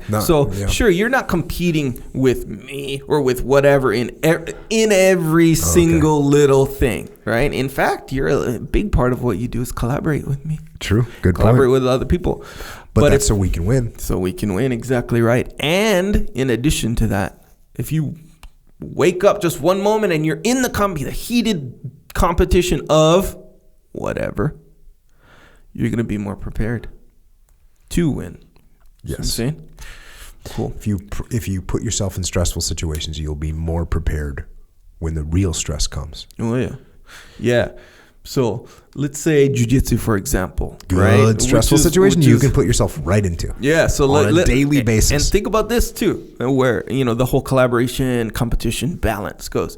Okay, me and you, we're competing in jiu-jitsu with each other when we train, right? And we're competing with ourselves because you're using me to just get better in general. True. So sure, there's a part of it that's like you're trying to defeat me, whatever. But the main part is you're trying to defeat the guy yourself. Yes. Beat a month ago or a day ago, whatever. Yes. Trying to get better, right? And to do that, you have to collaborate with me, who's going to provide that stress on you. See, so it's always like, I think there's always an overarching competition. That's what's called the long game. Yeah, that's exactly. Life. Yeah, with varying levels of outcomes. Lots of little competitions along the way. Some of them are important. Some of them aren't. Some of them you got to surrender. Yeah. Because it's going to propel you further in the long game. Some of them will feel like they should be a competition when they should be a collaboration. They should be. Okay. Anyway, back to jiu-jitsu. Okay, jiu-jitsu. We're all doing jiu-jitsu. If you're not, then just do jiu-jitsu. You have to. You essentially have to know the path broadly. One thing that's good about jiu-jitsu is it is also, I talked about combat and war being a revealer. Jiu-jitsu is revealing too. It reveals things about yourself. It reveals things about human nature. It reveals things about your ego. It reveals things about your temper. It reveals a lot of things. And it reveals those things about other people. And you start to be able to sense and understand other people better because you see their reactions. You see how they respond. You see how they get through or don't get through trying situations. Yeah, it's really interesting. So there's some really good benefits beyond the fact that you will get a good workout, beyond the fact that you will truly learn to defend yourself in bad situations. You will also learn about life. Yes. You will learn about people, and you will learn about yourself. Yes, sir. So go down to your local jiu-jitsu academy and tell them you want to train some of the jiu-jitsu. That's kind of abstract, though. What you said, What it's part? true. Oh, you'll learn about life. Not abstract. Sorry, It's not even, general. dude. No. Okay, yeah, you're right. It's general though. Here's something specific. What if I told you I've learned more about life and people and myself from jiu-jitsu than I have learned about self-defense from jiu-jitsu? Yeah, and that's a bold statement. I don't know what that might not be specifically true because I don't think I've learned a lot. But you learned so much about actually fighting. Yes. That's kind of what I just said. Not really true. It could be for others, though. There's a lot. Yeah. But I don't want to exaggerate and lie. Well, here's why I started in whether, I think you started before this event. So there's this family. They said, hey, we developed this martial art, whatever. Is there a reason you're not saying the Gracie family? Yeah, well, I was gonna develop it into a cool story, cool. Yeah. So the Gracie family, they developed their martial art. They were like, "Hey, this is our fighting style, real fighting now. Yeah. So this is what we're gonna do. We're gonna invite everyone from all around the world with whatever fighting style, no matter how big, no matter how small the guy is, whatever fighting style. We're gonna invite everybody to come like fight. No time limit, no rules, no nothing. Just everyone's gonna fight. See whose fighting style is the best, right?" Sounds like an old school movie or something, yeah? But it's true. Yeah, straight up happened, 1993, right? Yeah, Colorado. So they come and Hoist Gracie, who's 165 pounds. No, he's not 165 pounds. At the time, he was 165. I don't think so. I think he was like 162 or 3, actually. We'll check with Hoist. Yeah. UFC 1, 2, 3, 1, 2, 4. Have you rolled with Hoist before? No. He's not small, bro. Yeah, he's tall. He's tall. But he's thinner, yeah. He's thinner, but he's not like skinny. And he wasn't skinny back then. He must have weighed at least 180. I'm going to give him 180. We'll talk to Hoist and get confirmation. We'll talk to some of our people. I think 160. Yeah, anyway. If he was 160, I would have to check the scales. Yeah. Well, nonetheless. Now, have you ever heard that the reason Hoist was fighting and not Hickson is because Hoist was smaller and slender and looked less imposing than Hickson? Yeah. Who did look imposing. Right. Yeah. And that was kind of an added who looked point. more imposing? Who looked more imposing? Hickson Gracie or Ken Shamrock? Ken Shamrock looked real imposing. Oh, yeah. That's why it was so shocking when Hoist at 160 pounds apparently tapped him out. Yeah. So the facts go. This is what happened. You can watch them on the old videos. So they called it the Ultimate Fighting Challenge is what they called it. The UFC. Sure. So Hoist Gracie surprisingly beats up everyone. This wasn't the kind like you have one fight in one night. No. This is like there's 4 fights a night. If you win, you go on. No time limit, by the way. Full contact fighting. Headbutt, like whatever. Yep. Kick in the groin, whatever. Anyway, Hoist Gracie beats everybody, including Ken Shamrock, who's like what? He was like 220. He was at ripped, least 220. Shoot, fighting, wrestling, like just a badass guy. He went for a footlock. Yeah. Which is crazy. And Hoist got on top, yeah. And Hoist knew to defend it. That's even crazier. Yep, got on top and choked him out. And then guys like who, I don't think people talk enough about this guy, Pat Smith. His name is Patrick Pat Smith was a beast, yeah. Bare knuckle kickboxing champion. It's like 250-0. That's what it said on the video. Just a tough, badass guy. Sure. He was beating guys up real bad. In fact, he beat this ninja guy up on UFC 2. Yeah. That I was like, as a kid watching, I was like, dang, this is brutal, man. This is like scary, brutal. And nowadays, that's nothing. You watch UFC now, it's nothing. But nonetheless, it was brutal then. And Hoist Gracie beat him up. And Hoist Gracie beat him up. He didn't do a submission hold on him. He just had him in mount. Oh, yeah. And just punched and he tapped due to strike, Anyway, so the point is Hoist Gracie with Gracie Jiu-Jitsu, which is Brazilian Jiu-Jitsu. It's interchangeable nowadays. Beat up everyone. Proving that it's like the ultimate fighting style. Yeah. So that's why. That's the number one reason I think most people go into jiu-jitsu. That's definitely a good reason. I think, I would say this. That's the number one reason in 1993, 1994, 1995 why people went into jiu-jitsu. I think jiu-jitsu jiu-jitsu as a whole is more popular. You can get jiu-jitsu from anywhere. I mean, at wrestling tournaments, there's all kinds of kids. They walking around with jiu-jitsu t-shirts on. They didn't. They're 12 years old. Yeah, and now they don't remember 1993.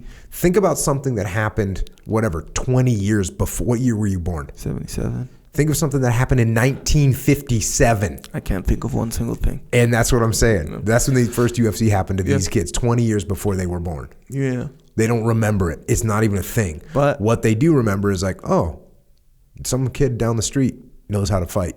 He choked me. I want to learn that.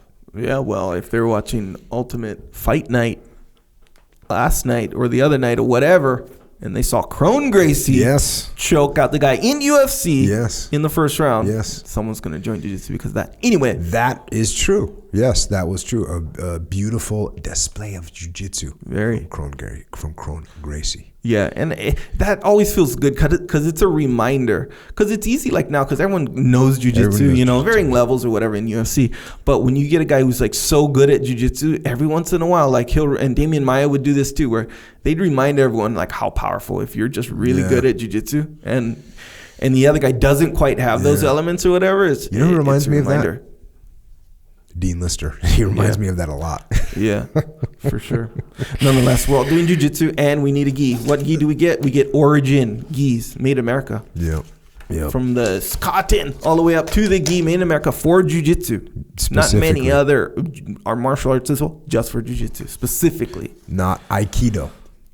They're not made for Aikido. No, they're made for jiu-jitsu. Made in America. They're the best gis that you can get. Oh, yeah. There's not even any question about that one. OriginMain.com. That's where you Also get got rash guards. Rash guards. If you need rash guards for your no-gi situations, I got T-shirts, sweatshirts, jeans. Pete just sent me a picture of jeans coming off the rack. They're in production at this time. Good. Jeans. So be ready to get jeans. Also supplements from Origin Labs. Best kind of supplements. The kind that maintain your joints, joint warfare. I incurred a hip injury. Yeah. The other day. It was really bad that night. So I don't overdose. Can you overdose on joint warfare? I'm not sure. I haven't tried. So I add just one pill. Usually I take... How many do you take at night? 3. Okay. So I take 3 a day. Okay. I take 3 in the morning, 3 at night. Okay. So I went 2 and 2. Okay. And I'm like, I'm just going to do this or whatever. And it was surprising. The difference between night 1 of the injury and night 2 of the injury was surprising given how the injury felt. There you go. So this is so joint warfare. And these are now I think these are the most important kind of supplements there is. I think I agree with you. Joint warfare, krill oil, discipline, and discipline go. When you need a little bit of need to get up on step is what we call it in the teams. Well, and what that means is you're in a little Zodiac boat, and the Zodiac boat going across the water with a 55 horsepower engine. If you're out on the West Coast, on the East Coast, they use a smaller engine. On the West Coast, you use a big 55 horsepower engine because you're out in the Pacific and the waves are freaking huge. But it reaches a point where it kind of the boat's like trying to push, and then it gets on the it's like in the water, and then it gets kind of on the surface of the water, and all of a sudden it goes, and then you're going fast. You're on step. Yeah. We'll call it getting on step. I don't know where that comes from, but in Zodiac, so it's like the perfect zone where it can catch zone. the water. It catches the water, but no drag. Yeah, it's the minimum amount of drag for the boat. And that's what I feel like when I take discipline. Go. Yeah. Let's say I gotta go. Let's say I'm going to meet with someone. I take in a meeting. I'm going to be working with a company. Take some discipline. Go. Get the mind firing correctly. That's that. Don't forget about milk. Additional protein. A delicious way. Well, you can call it additional protein, or you can just call it dessert. Straight up. Sure. Yesterday I had 3 scoops of Warrior Kid strawberry milk, and I was just sitting there drinking it and being happy about the whole world. Guilt-free.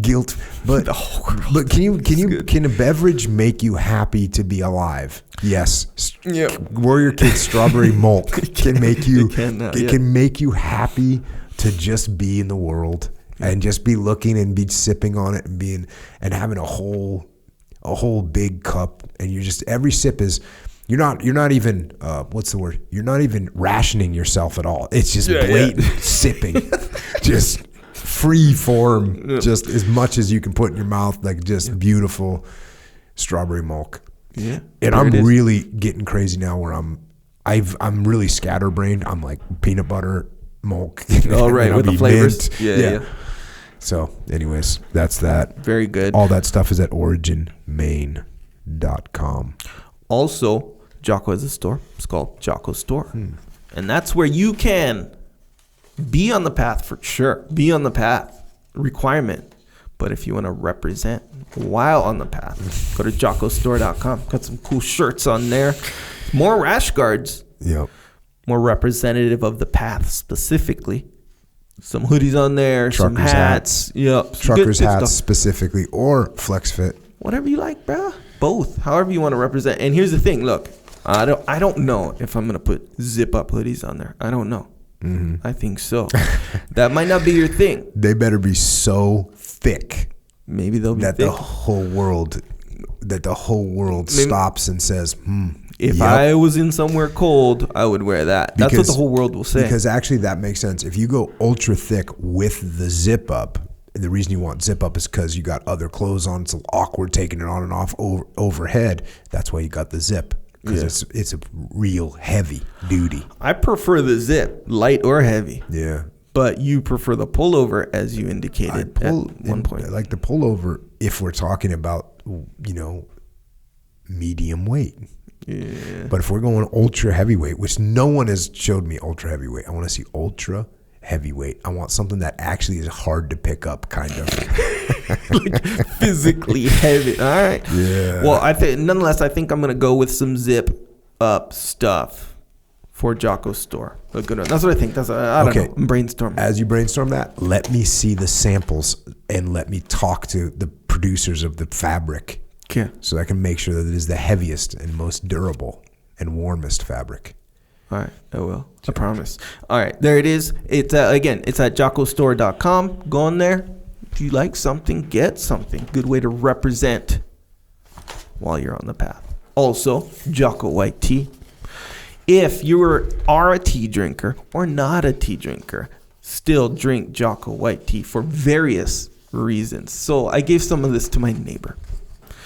We're doing some things, and she goes, "Oh my gosh, yes!" Like it was the one in the can. Mm-hmm. So my wife gave her 3 of them, and she's like, "Oh my gosh, thank you so much. This is so good, and it's so hard to find tea in a can that's certified organic." Yeah, like that was the front running thing for her. Interesting. So I'm like looking at her like, understanding that she has no idea that she can like deadlift 8,000 pounds now, or like all these other added benefits, but nonetheless it really demonstrated how vast the benefits and the appealing it's kind of a weird perspective to have on life when you rate certified organic over a guaranteed of deadlift of 8,000 pounds. I know, clinically, it's crazy. That's a little bit strange. But nonetheless, after, a little bit of thought, I understand, because, there's a nice lady that lives next door, and, I dug it either way. But one of the added benefits was brought to the surface, and I liked it. Check. Speaking of benefits, subscribe to the podcast, which we were going to stop saying until people noted that they didn't subscribe to the podcast, until Echo actually said it on podcast 164. Or no, 163. And someone's like, I listened to 163 podcasts and hadn't subscribed. Dang. So subscribe to the podcast, or Echo will keep telling you to. And don't forget about the Warrior Kid podcast. Lagging on the Warrior Kid podcast. And I got told by young Alana. You know Alana? Sure. I got told by Alana's dad. Mm-hmm. He said she has memorized the first, whatever it is, 21 podcast. Okay, it's good. And I looked at her and I said, I'm sorry, I'll make more. And she said, it's okay. But she didn't mean it. I don't think she meant it. I think she was kind of like just being nice. She's a nice girl. I don't think she wanted to say, yeah, you should make some more podcasts. Because the first 21 are getting worn out. Warrior Kid podcast, good podcast for kids to learn really solid lessons about life. Don't forget about the Warrior Kid soap, IrishOaksRanch.com, where Aiden, who is a Warrior Kid, is making soap. Got his own business. He's 13 years old. He's got his own business. He's got product moving. He's shipping stuff. He's got credit card.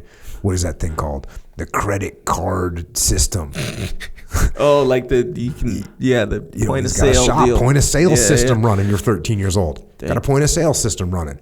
Got production. Got manufacturing happening. Hey, it's soap. Is it an iPhone? No, but you know what? What were you doing at 13 years old? You didn't have a manufacturing line set up, I don't think. So if you want to support a Warrior Kid that's getting after it, IrishOaksRanch.com, and get yourself some soap so that you can stay clean. Yeah. YouTube videos. Yes. If you like watching YouTube videos, that's not good. You probably don't need to watch YouTube videos. They're distracting. They take up a bunch of time. If you do feel the need, you might as well watch this YouTube video of this podcast, or the smaller excerpts of this podcast that are clipped out. Or you can even watch Echo's legit videos, which are videos that Echo has modified with CGI, straight up. Yeah. Straight up CGI. Computer generated graphics. That's what Echo's good at. That's his thing. Sure. He's good at that, and he's good at curls. Well, not as good as I was before. Yeah. So subscribe to the YouTube channel, and then you can watch all these videos psychological warfare. Don't forget about that. Echo is just showing me a funny thing on the Instagram of a girl that was lip syncing a psychological warfare video, and I have to say it was awesome. I'm gonna try and find it and put it out there so everyone can see this girl is super fired up and good at lip syncing. Oh yeah, yeah, she knows. Yeah, it was like spot on. Like if you didn't know you or her, like you'd be like, bro, this girl's voice is weird. Yeah. You know, because she has your voice to it, because it looks really good. Yeah, she did a good job with that. Psychological warfare, little assistance getting through moments of weakness in your day. I'll tell you what to do. I'll tell you why you should do it, and then you'll go do it. Psychological Warfare, iTunes, Google Play, MP3 platforms. Check it out. Get some. Also, for legit fitness gear, while you're still with developing your home gym, which we always are, I still am, this is where you get your stuff. Go to onit.com/Jocko. A lot of good stuff on there. I just got a Stormtrooper.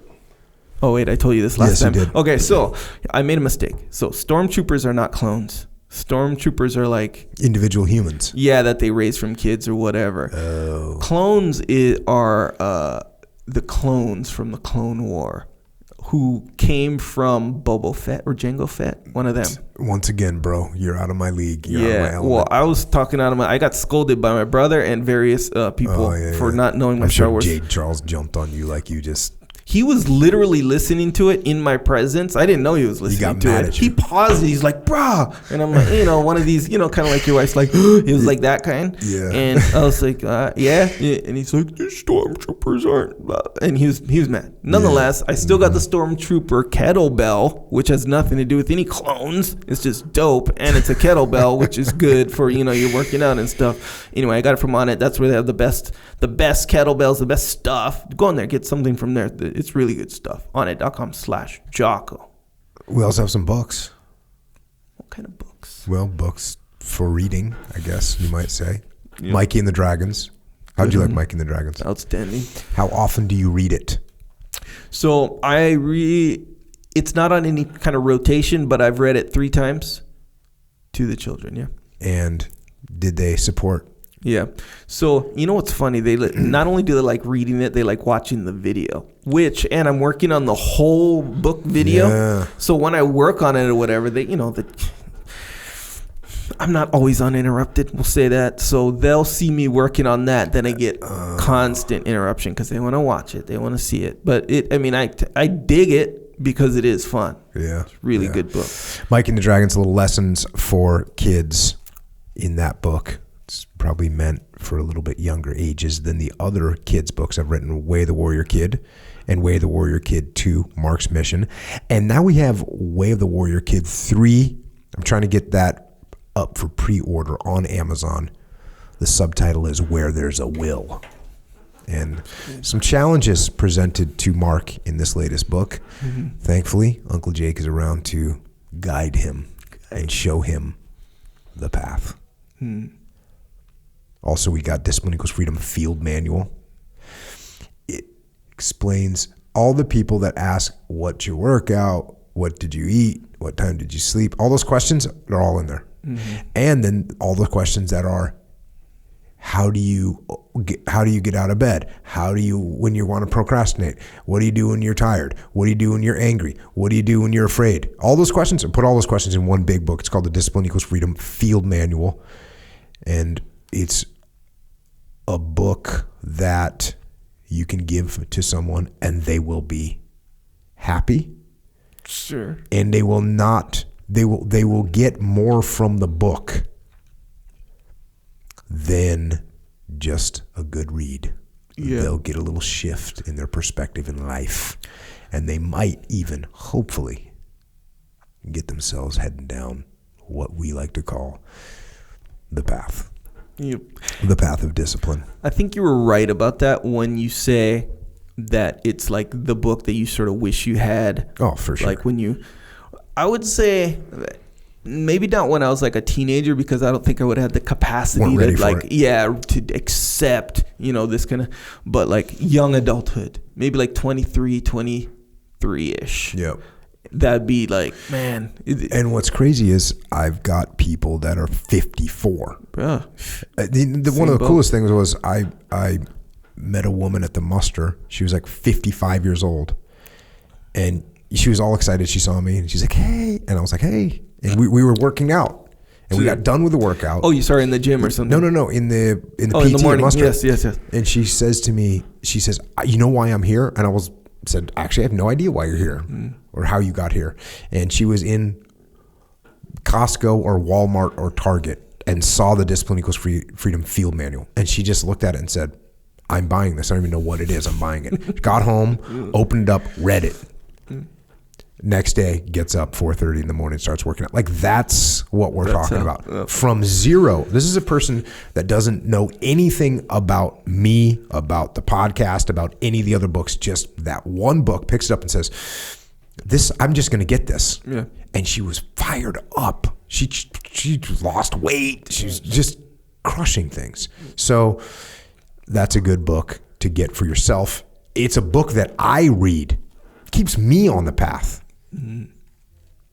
And if you want the audio version, it's on iTunes, Amazon Music, Google Play, other MP3 platforms. There's obviously Extreme Ownership, first book I wrote with my brother Leif Babin. It's about leadership. It's about the leadership principles we learned in combat and how you can apply them. And then I talked about dichotomy leadership today, because sometimes we can take any principle and we can go too far in one direction or another. That can cause major derailment of your organization, your team, your life. So read the dichotomy of leadership so you can know and understand and recognize the pitfalls of going too far in one direction or the other. On top of those two books, we got a little company called Echelon Front. It's a leadership consultancy. And what we do is we solve your problems through leadership. That's what we do. Whatever problems you're having in your organization, those problems are a leadership problem. No matter what those problems are, they're a leadership problem. That's what they are. And if you want to get those problems fixed, go to echelonfront.com and we'll be in touch.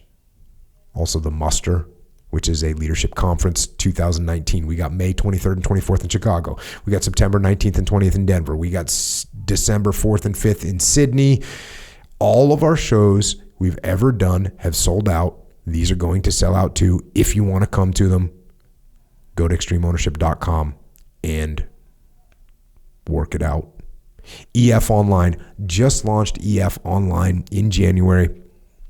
If you can't come to the muster, if you are living in a situation where you can't come to the muster, you can't afford the muster, but you really want to get the information from the muster, awesome.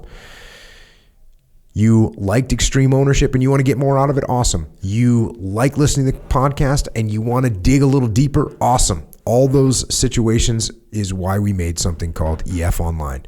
Had a company 18 months ago.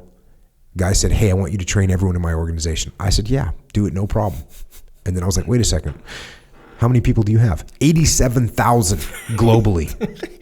Guess what? I was like, okay, let me get back to you, because I humanly, physically could not do that. So I had to think about how we're going to scale this thing. We talked to Leif. I'm like, let's go digital. And it's a little scary because in the Navy, we did like the digital training sometimes, online HR type training, and it was all lame. Yeah. And so I was nervous about it. But once we saw the new technology, which exists, which is awesome, that's what we did. So we spent the last year putting it together. It's interactive. You do role plays. You put yourself in combat situations as a leader. You put yourself in business situations as a leader. You got frequently asked questions. You got all kinds of choose your own adventure scenarios that unfold. Yeah. And you get the briefings and explanations and details around the principles of combat leadership. It's all in there. So if you want to check that out, it's at efonline.com, efonline.com. And also we have EF Overwatch, where we are finally taking combat proven leaders from special operations and combat aviation, and we're putting them into companies that need leaders that understand the principles that we talk about in the books and on this podcast. So efoverwatch.com is where you go if you are either someone that's looking for talent or someone that's looking for a change of careers after you're done with your military career. We're waiting for you there. And if you want to talk to Echo and I more, if 3 hours wasn't enough, if you need to tell us something else, or you want to tell us something else, or you want to ask us something else, that's cool. We are on the interwebs. We are on Twitter. We are on Instagram, and we are on that Facebook. And Echo is at Echo Charles, and I am at Jocko Willink. And of course, thanks to everyone that is out there in uniform holding the line.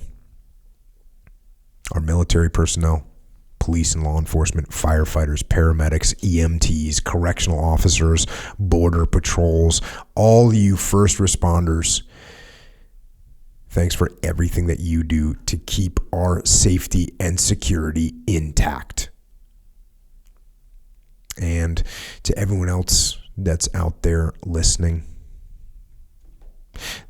remember what this book said, and that's remember that real defeats other than death itself are psychological in nature.